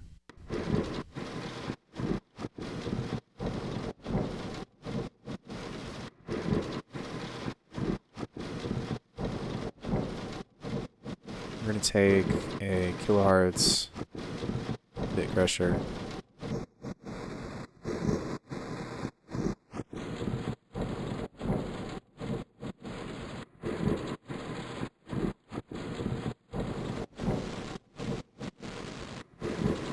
I might try Bitwig demo just for sound design and export samples to FL to do the arrangement. So you can. So the thing about Bitwig demo is that you get the full thing, but you can't export or save any projects.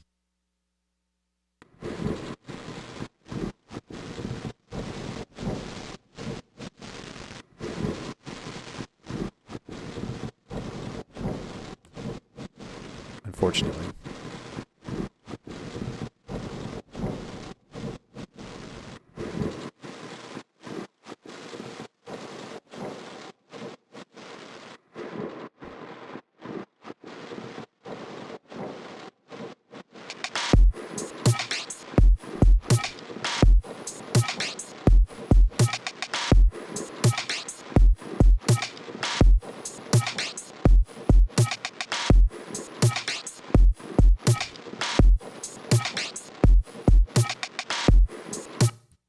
And then something I might even experiment with is just kind of creating some kind of rhythm with this.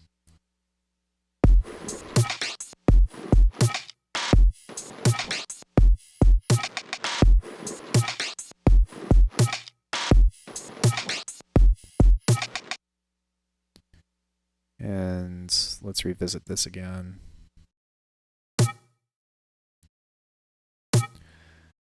Bruh, I might do something funky with virtual audio cable and send audio to FL and sample that way. Yeah. I mean, if you got a way to do it, for me, like my preference of workflow is just I really just want things to be efficient. Like that's all I want. I don't want to have to sit and fiddle with like a billion things to kind of just try to get to where I want. Like I'm already frustrated at this damn snare that's not working. But it's fine. So yeah, we're just gonna do something thick with some distortion on this. And then I want just a little bit of fuzz in this. Oh God. need to put that before. There we go. And let's make this a little bit louder, a little bit fatter. So,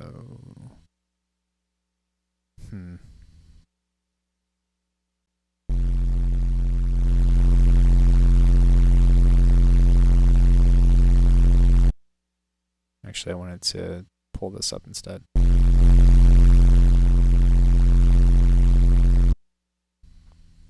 Okay. Now let's just enjoy the process and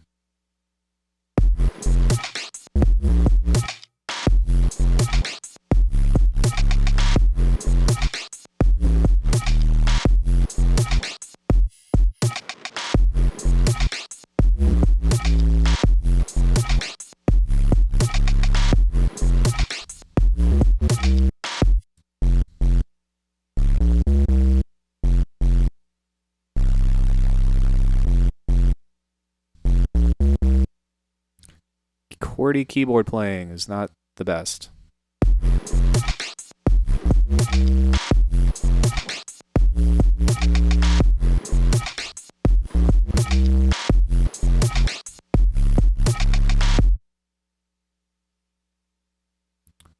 All right. So this is why I don't play live, guys. But sometimes it helps. Is this what 3.6 Roentgen sounds like? I don't even know what that is, dude. What are you talking about?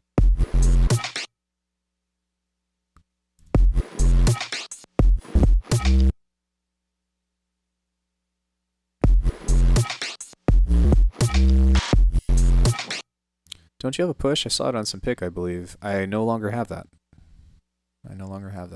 And for some reason, with my push or my computer or something, like I always had like a really large amount of latency whenever I would play stuff. Like it would register up in here, and like that would be in time, but whenever the output would come out, it would always be late. And so I ended up getting rid of it just because I do things like this most of the time now. So that way it gives me a little bit more precision. I do have an Akai MPC live, but I'm not probably going to keep that either. It's just not for me.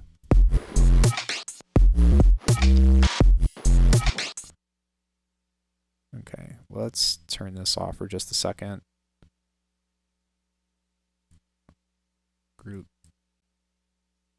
It was a Chernobyl reference. At least someone from chat got that. I'm happy. I'm sorry. When it comes to knowing worldly things, like I know what Chernobyl is, but what you're talking about, I don't know. Okay. Dun dun dun dun. And getting the swing correct on this is just as important. Dun dun dun dun. Yeah.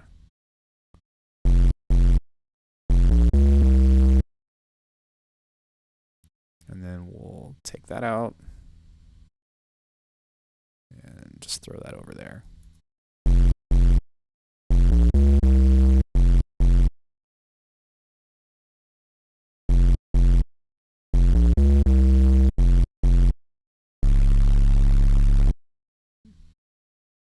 And then maybe have that go into like a dun.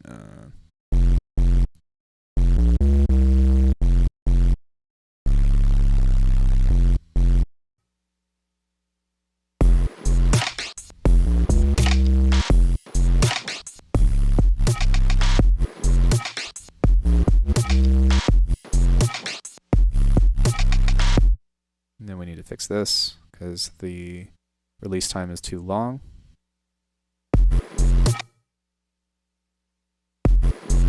Yeah, that's crazy. Wow, okay.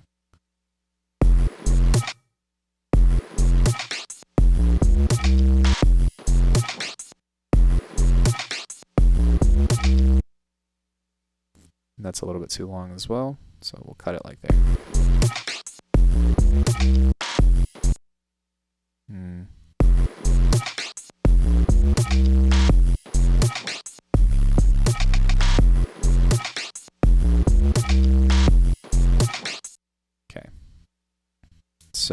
yeah, we have a cool little solid sub. I'm going to take out some of this as well. Maybe make it that like, oh, no, the other way around.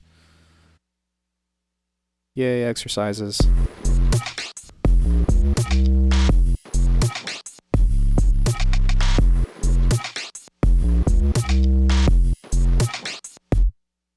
Okay.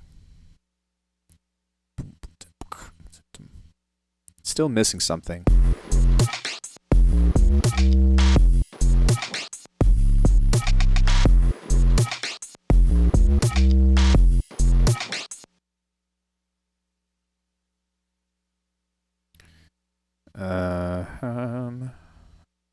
Okay, so now we need some kind of sample chop or something interesting that will kind of do that. So I'm not feeling like I want to put too much work into this.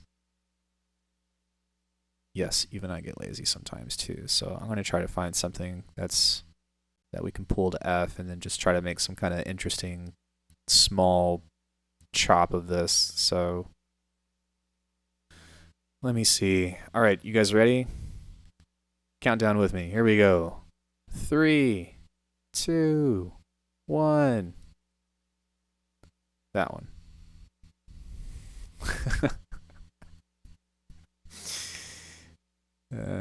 Sometimes that works. Sometimes it doesn't. All right, so we'll take this and then we'll just create some kind of chop with this.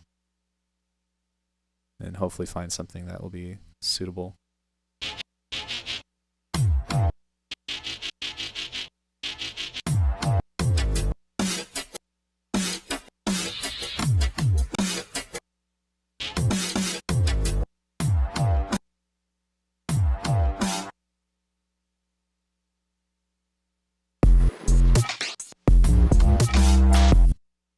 Nope. Oh, that might be kind of cool.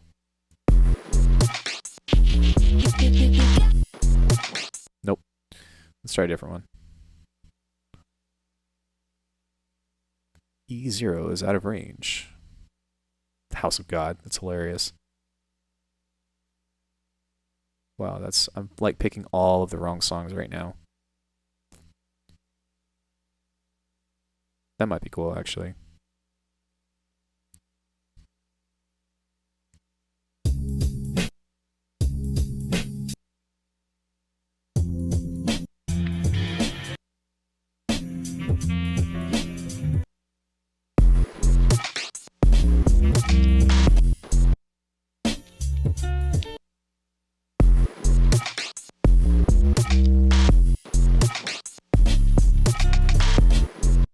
Nope, it's not really working either. So I guess we're going to have to just kind of create some sort of percussive thing.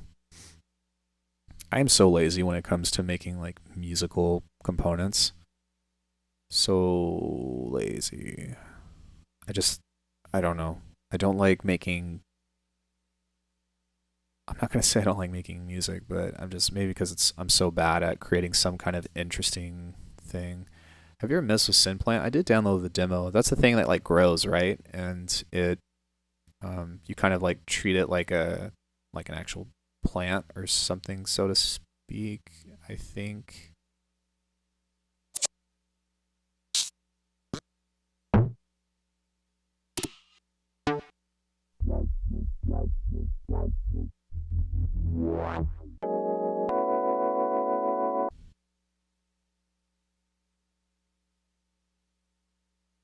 Synplant is really dope. So a neat little trick that you can do if you didn't know is like if you have the original tempo in here, then you can match that with the host and then go to warp. And then now whenever we drag this back down to 83, I think is what we did, then it will still be in time.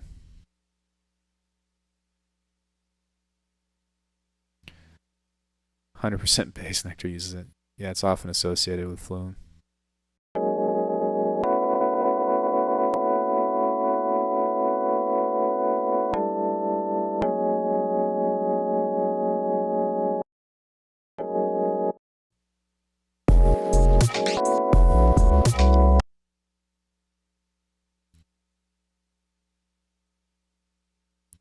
Let's just move this over to the side. And then create something maybe more like a pulse.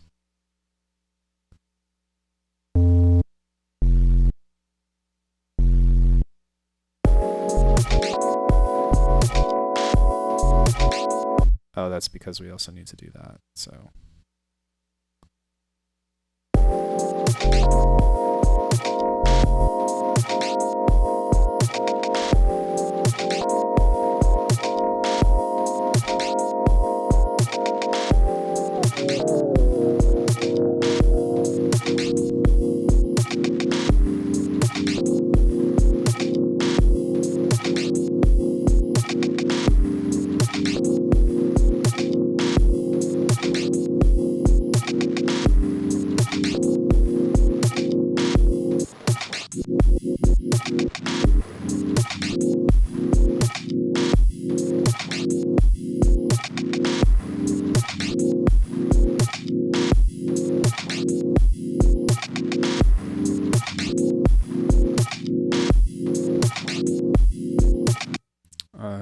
Okay. Mixing effects. Let's take out the lows of that.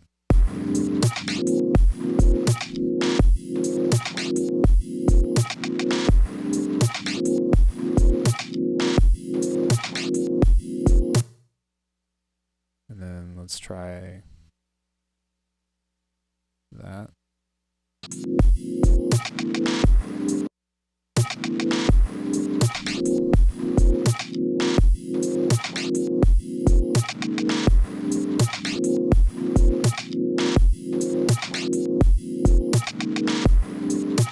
Are you guys still talking about the plant-based thing?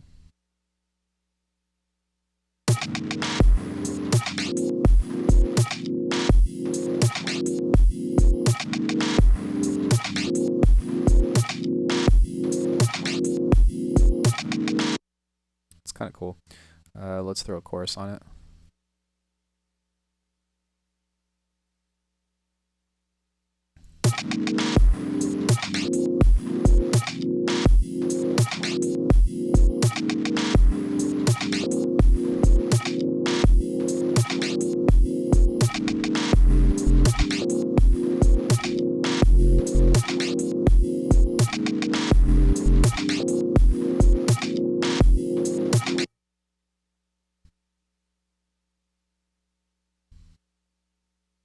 Actually, that's probably okay right there, and then I'll move this one.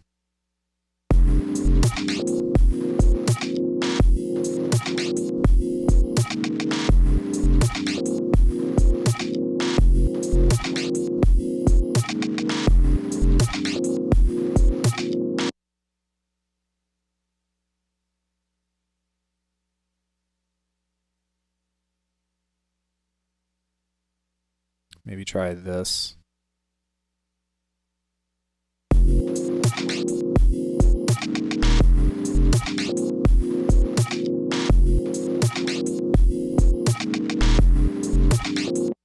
That timing is super off still, but it's okay.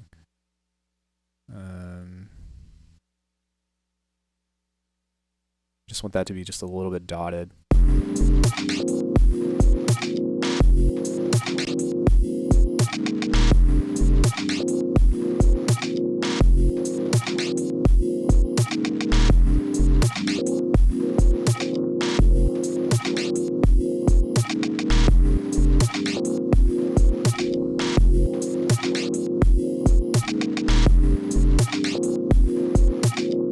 That's kind of cool. Yeah, the basis on it is how it works is every parameter like wavetable shape in D2 and ETC is like a gene, and when you grow your plant, the parameters get randomized to some extent. That's pretty cool.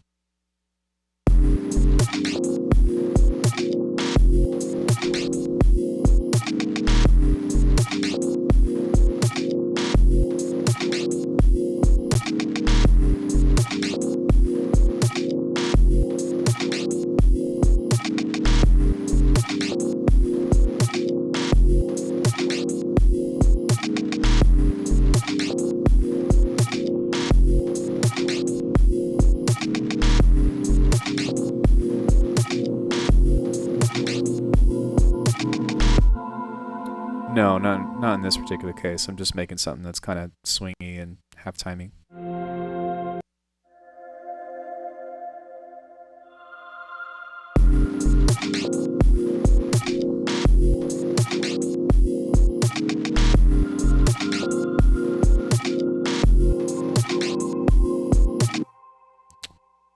Just something that is interesting, really, in general.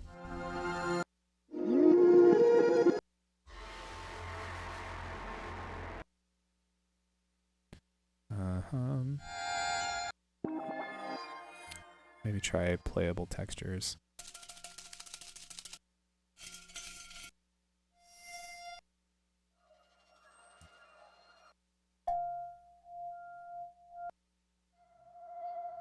I'm just looking for something that's like a gentle pad that I can use to give this just a little bit more atmosphere.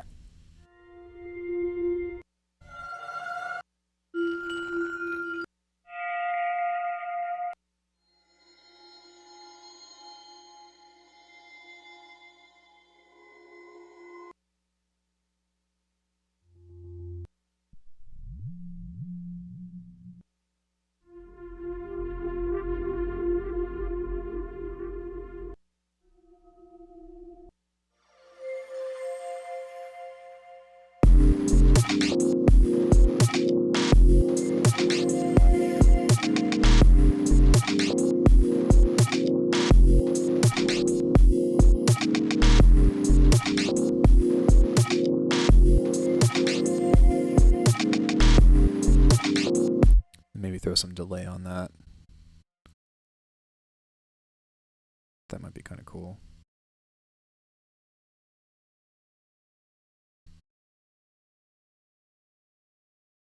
Triplet, maybe try a fifth.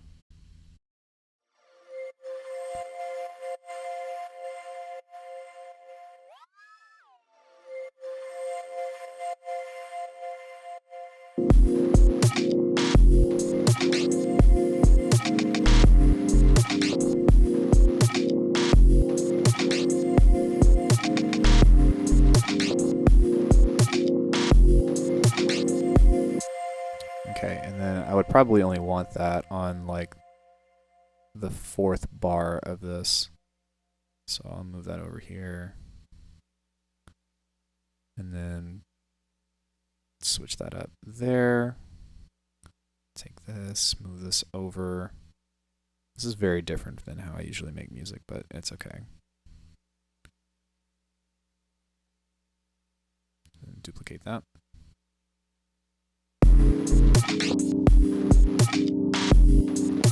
And then I'll just repeat this as well. Oop. You know that you're from Oklahoma if you say "ope."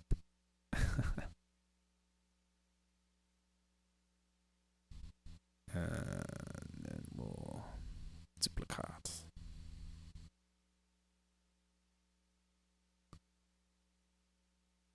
Did I make this too long? 1, 2, 3, 4, 5. I did.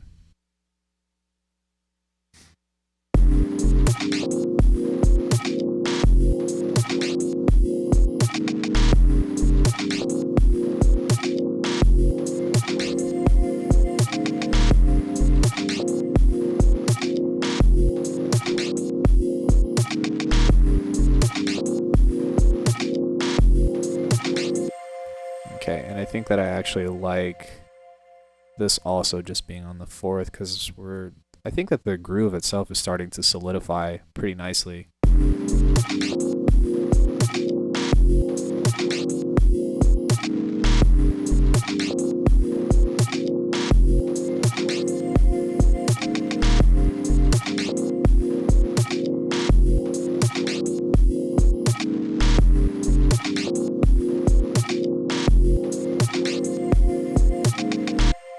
Cool.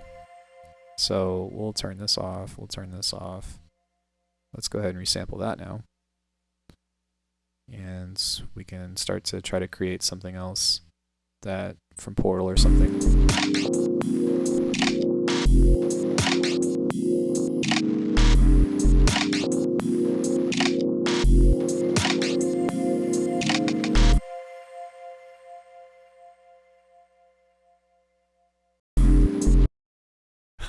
Someone just posted on my YouTube channel on the comprehensive guide to Neurobase. Hold on.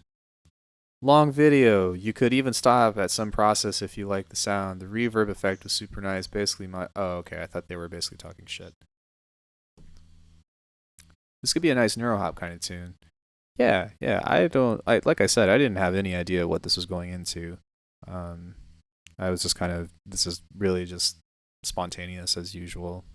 So I'm just kind of trying to create some kind of thing that's vibey to send to somebody on the Discord, and just kind of have fun and chill and not worry so much about having to do something amazing, you know?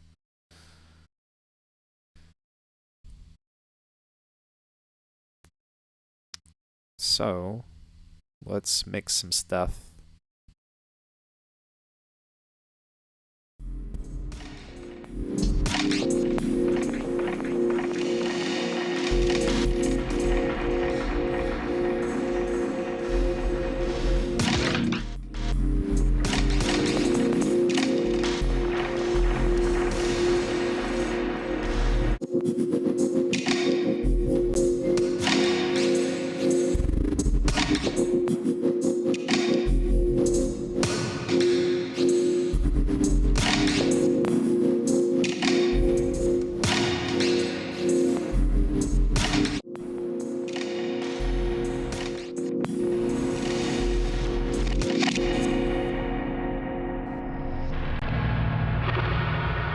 Isn't it the best?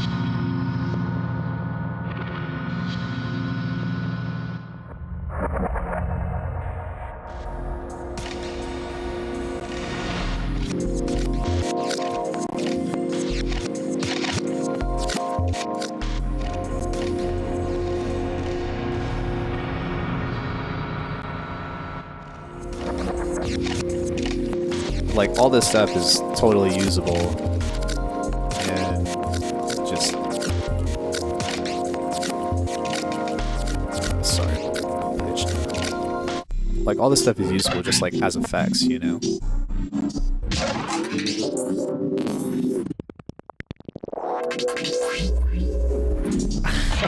Oh man, this is the dopest plugin ever.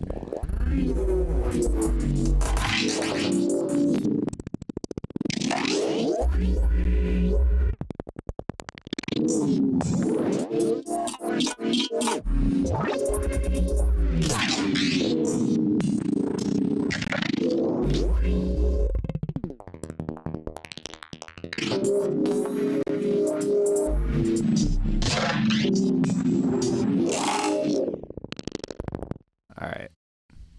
So there's a lot of stuff in there that sounded pretty amazing. I could just imagine myself tripping balls and dragging that dot for hours. You know, I have thought about the same thing. I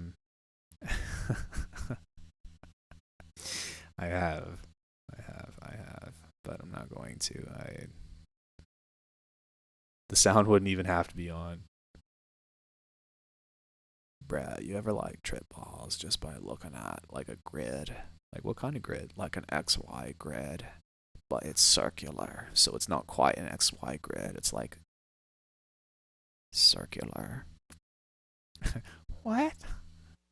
All right, so yeah, let's kind of.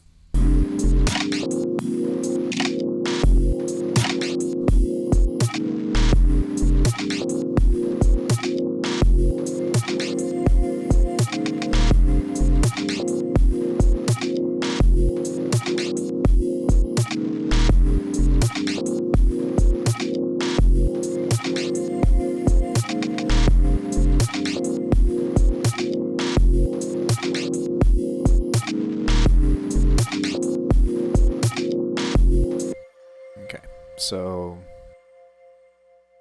now, bro, polar grids are my favorite.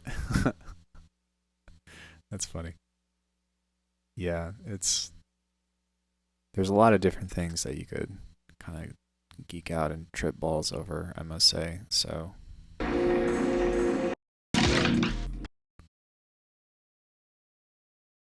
like that might have actually even be cool to see if I can implement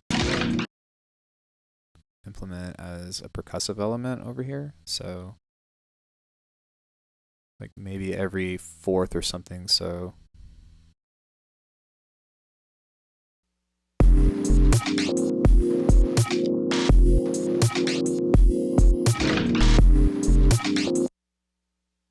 not too bad.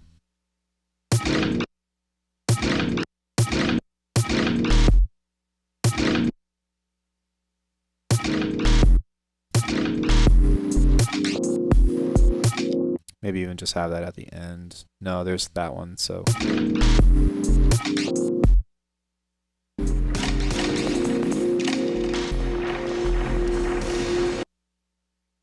then maybe on that one I can do something like, oh, I don't know.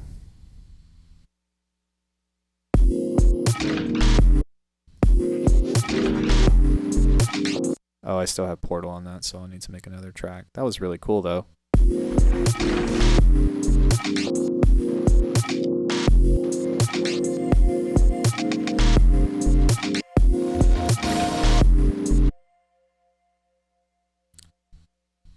That might even be a cool thing for a turnaround. Just kind of as like a pad coming in, you know?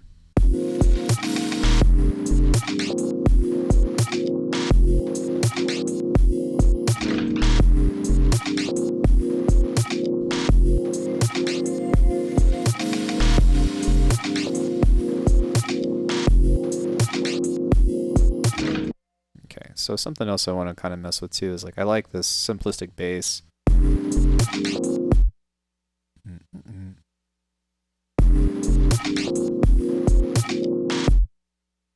I kind of want to see what happens if I kind of just give that just one more little hit somewhere in this.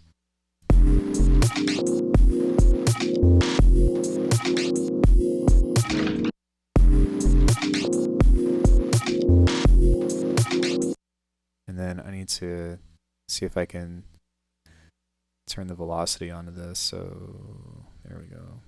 Velocity to the volume. Set that to 100%.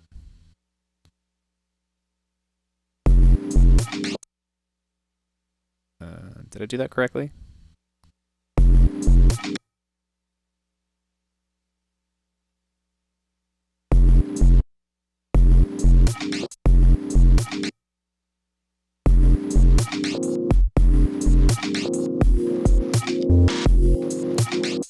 Maybe. We'll see. This on. Jeez.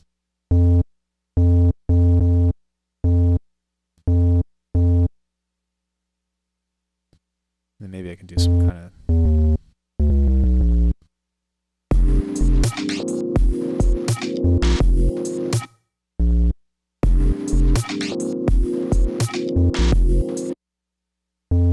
It's a nice little skippy thing.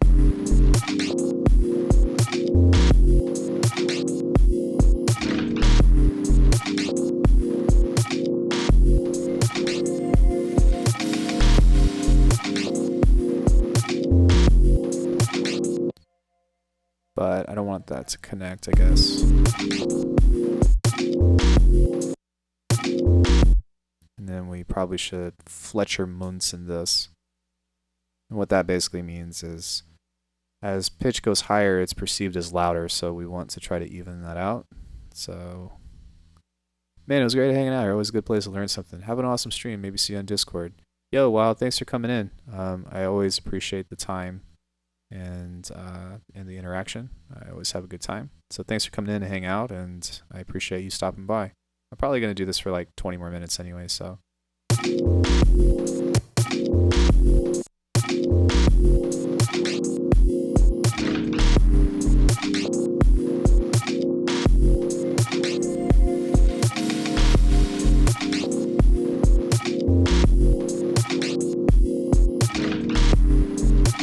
Yeah, that sounds kind of nice.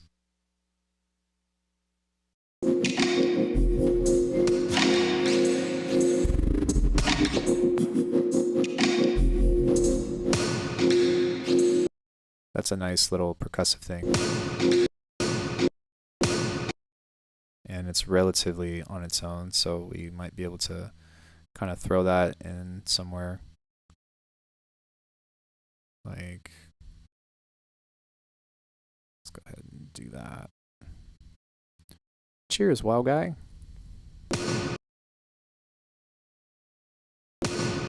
And I like that it's panned more so to the left as well, so. And that would be kind of cool just to splash that in reverb.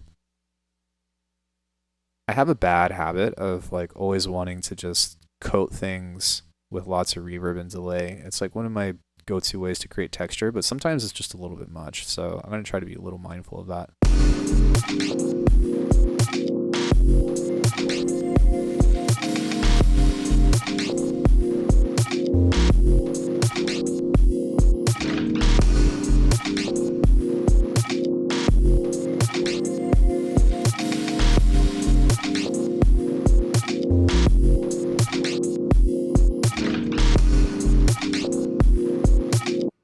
There we go.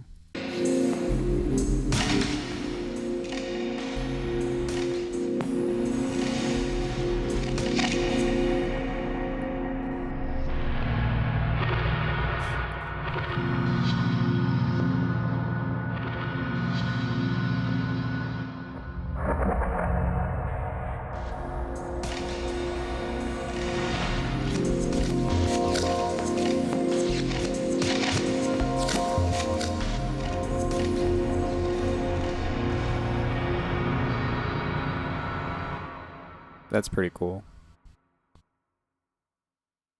So we can take that and just give that a gentle sprinkle, probably over maybe like the second one. And actually what I think I would do instead is probably put that towards the end of the next bar as a transition, but it's a nice drone.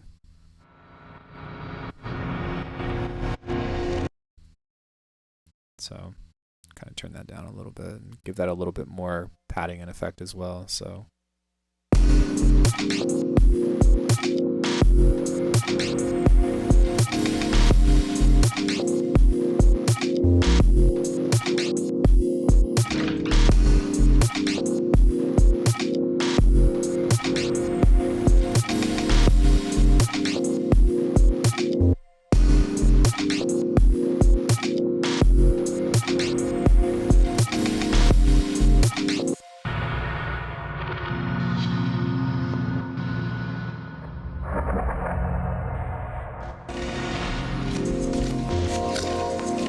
I thought there was a couple of things in here that were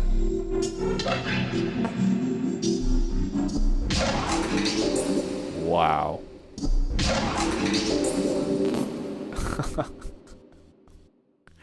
What?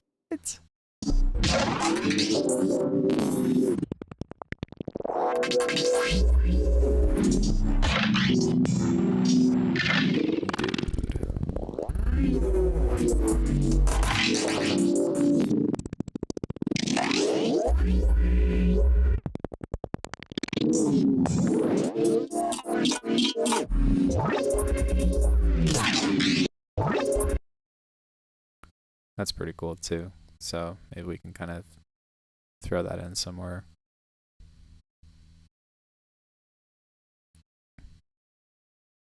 Maybe right there. Just kind of turn that down. Just kind of filling some spaces in. But I also want to be relatively subtle with it, so it's going to be too loud. Actually,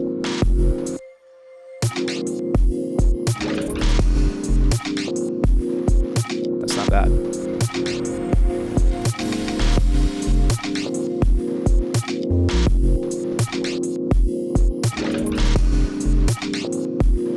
It's just a little bit out of place, so it's a little bit too loud within the mix, but that sounds pretty cool.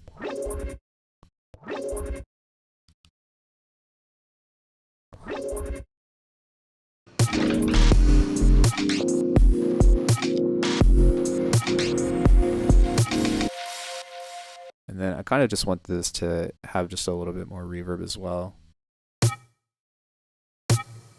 So we'll turn the mix up on this a little bit.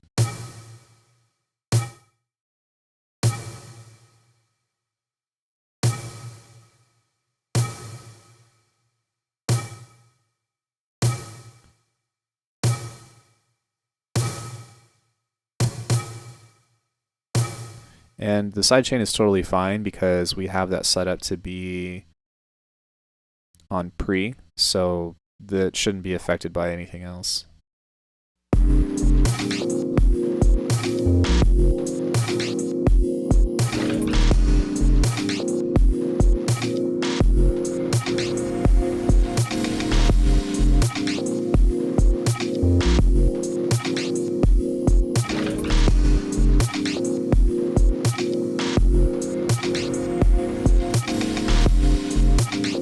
Yeah, that sounds a lot better to me.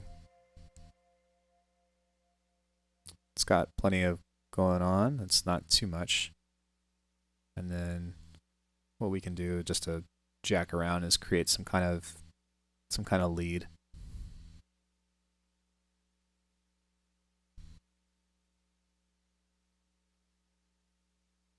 Trying to think about what I might hear.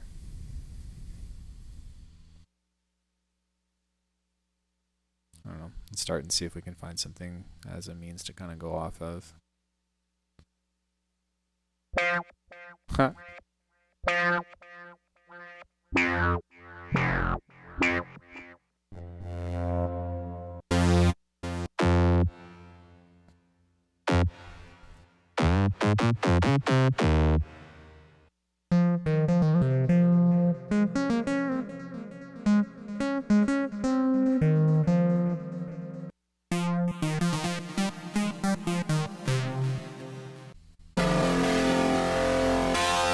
Jesus.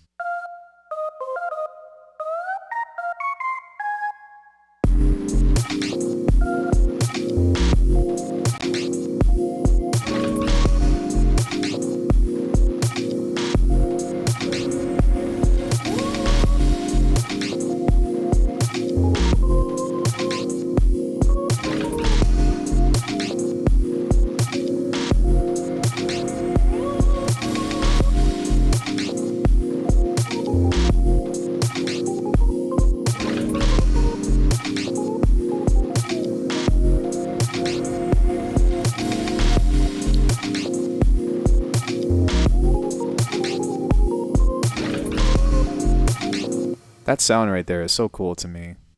Like, once that gets going, like, that just seems like it just fits now.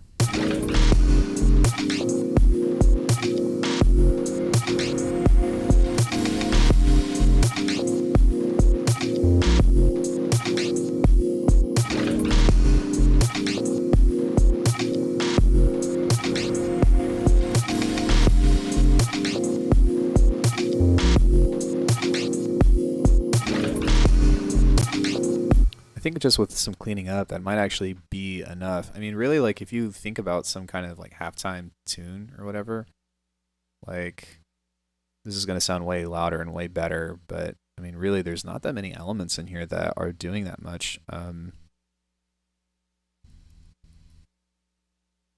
This is probably my favorite Ivy Lab tune, so we'll just play like maybe 2 seconds of it, so that way I don't get a copyright strike. Actually, instead, I'm going to transposition this down like 12 semitones, but you can kind of get the gist of it, so.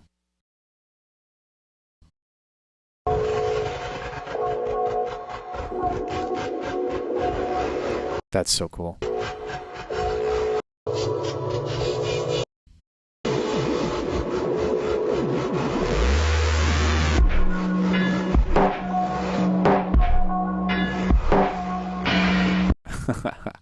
That's awesome. This might help.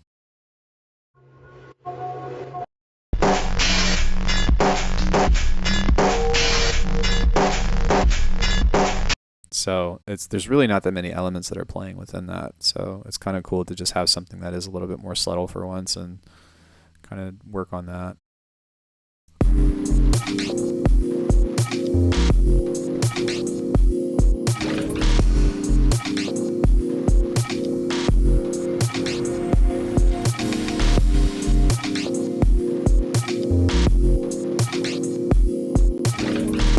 I do like this too, this little hit. So I'm going to make that just a little bit louder.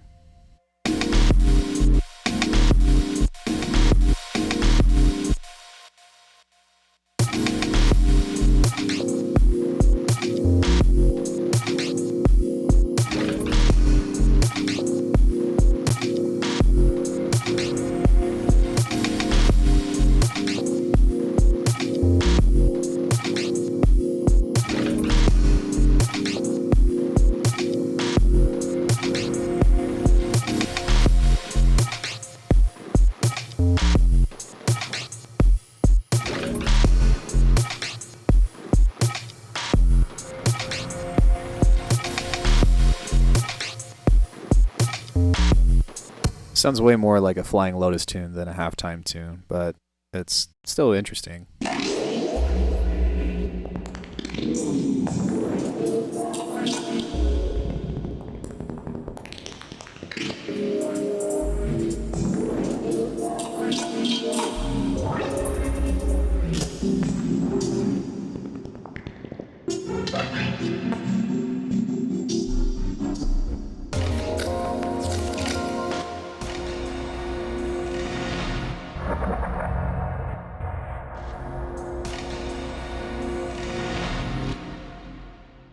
That might be cool to throw in reverse on here. I guess since we already have the reverb on it, we can kind of just pull that in a little bit and see how that sounds.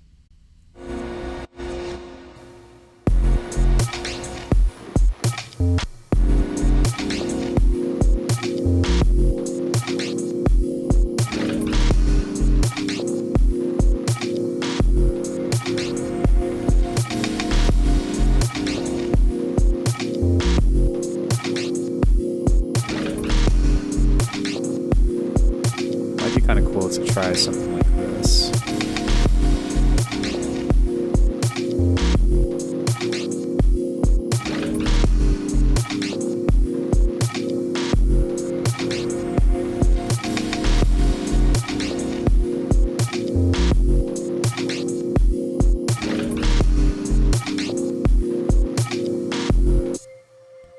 Yeah, so I think maybe controlling some of the reverb on this might help as well because it's still a little bit washy, but it's a pretty simple fly low beat that I might be able to send over to him.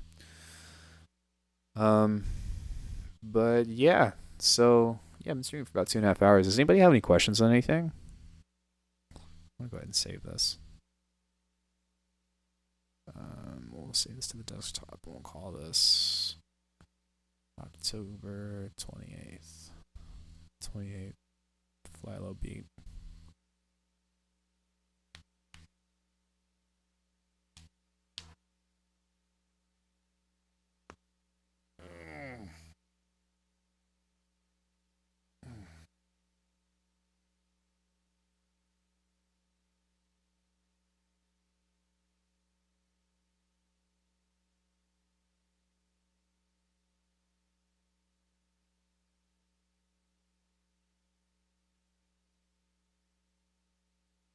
Anything?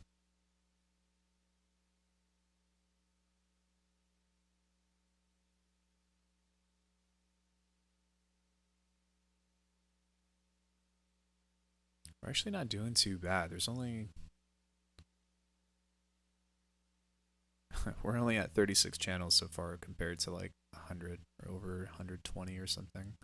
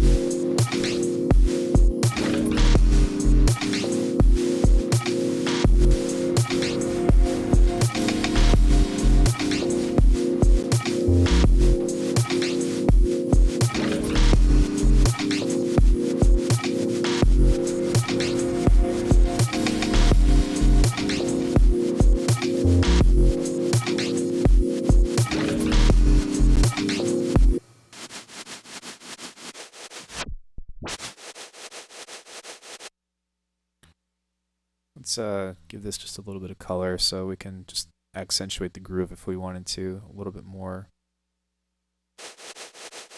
and then we'll cut everything below here. Just give it just a touch of chorus, like barely any. That might even be too much. Turn that all the way up.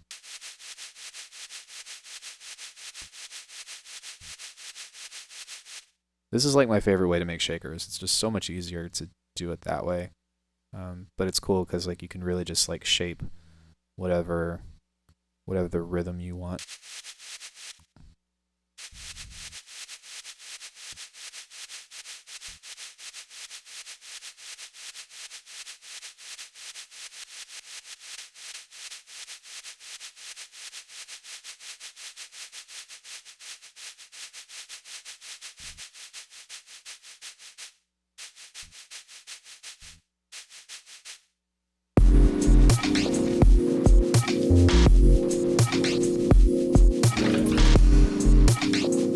Sounds pretty good. It's a little bit quiet, but that's okay.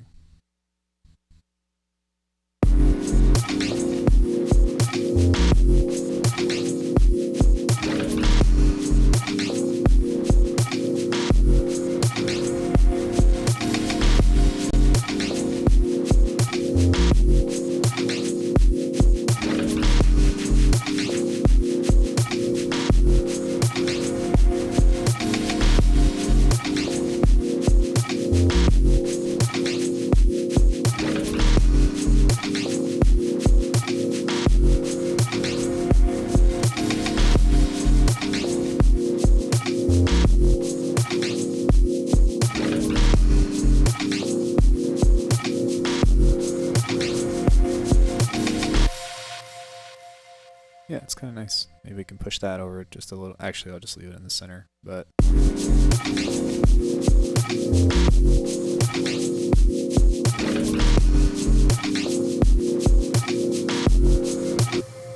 not bad. And then we'll try a bit crusher on this as well.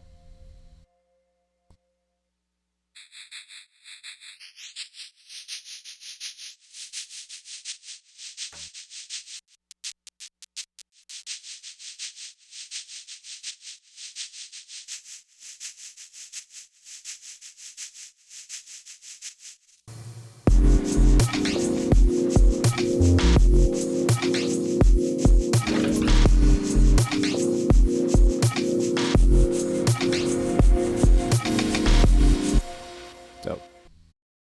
So now we just have a nice shaker loop that we can always go back and edit, but this is just a really easy way to create a swinging groove without having to put hardly any effort into.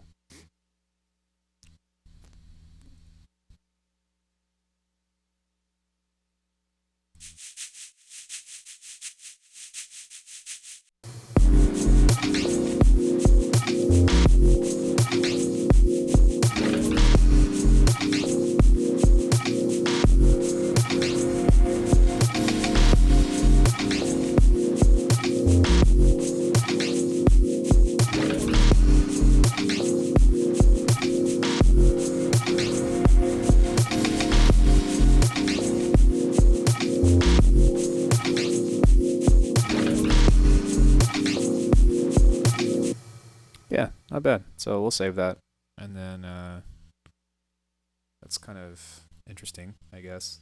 It's just a little beat groove. Again, today wasn't really meant to like start a new tune or whatever. It was just more so of a means to try to, well, just exercise the swing. Really, I really have a strong desire to get better at halftime, and I think the only way to do it is to really just make a bunch of crap that sounds terrible until it eventually starts to not sound so terrible.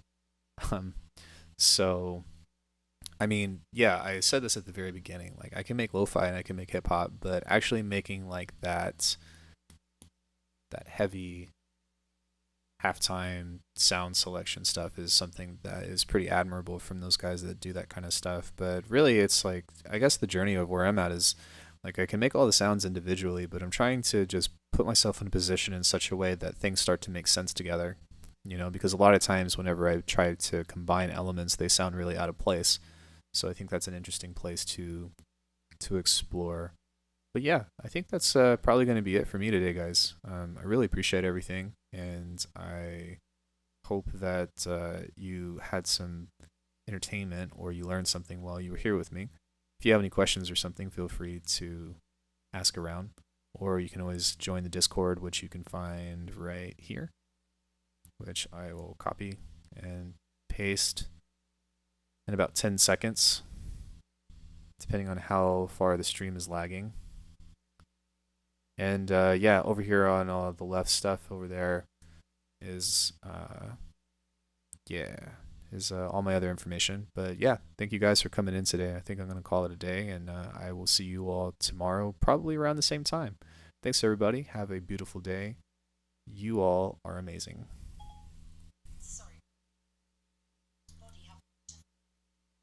What? Shut up, Siri.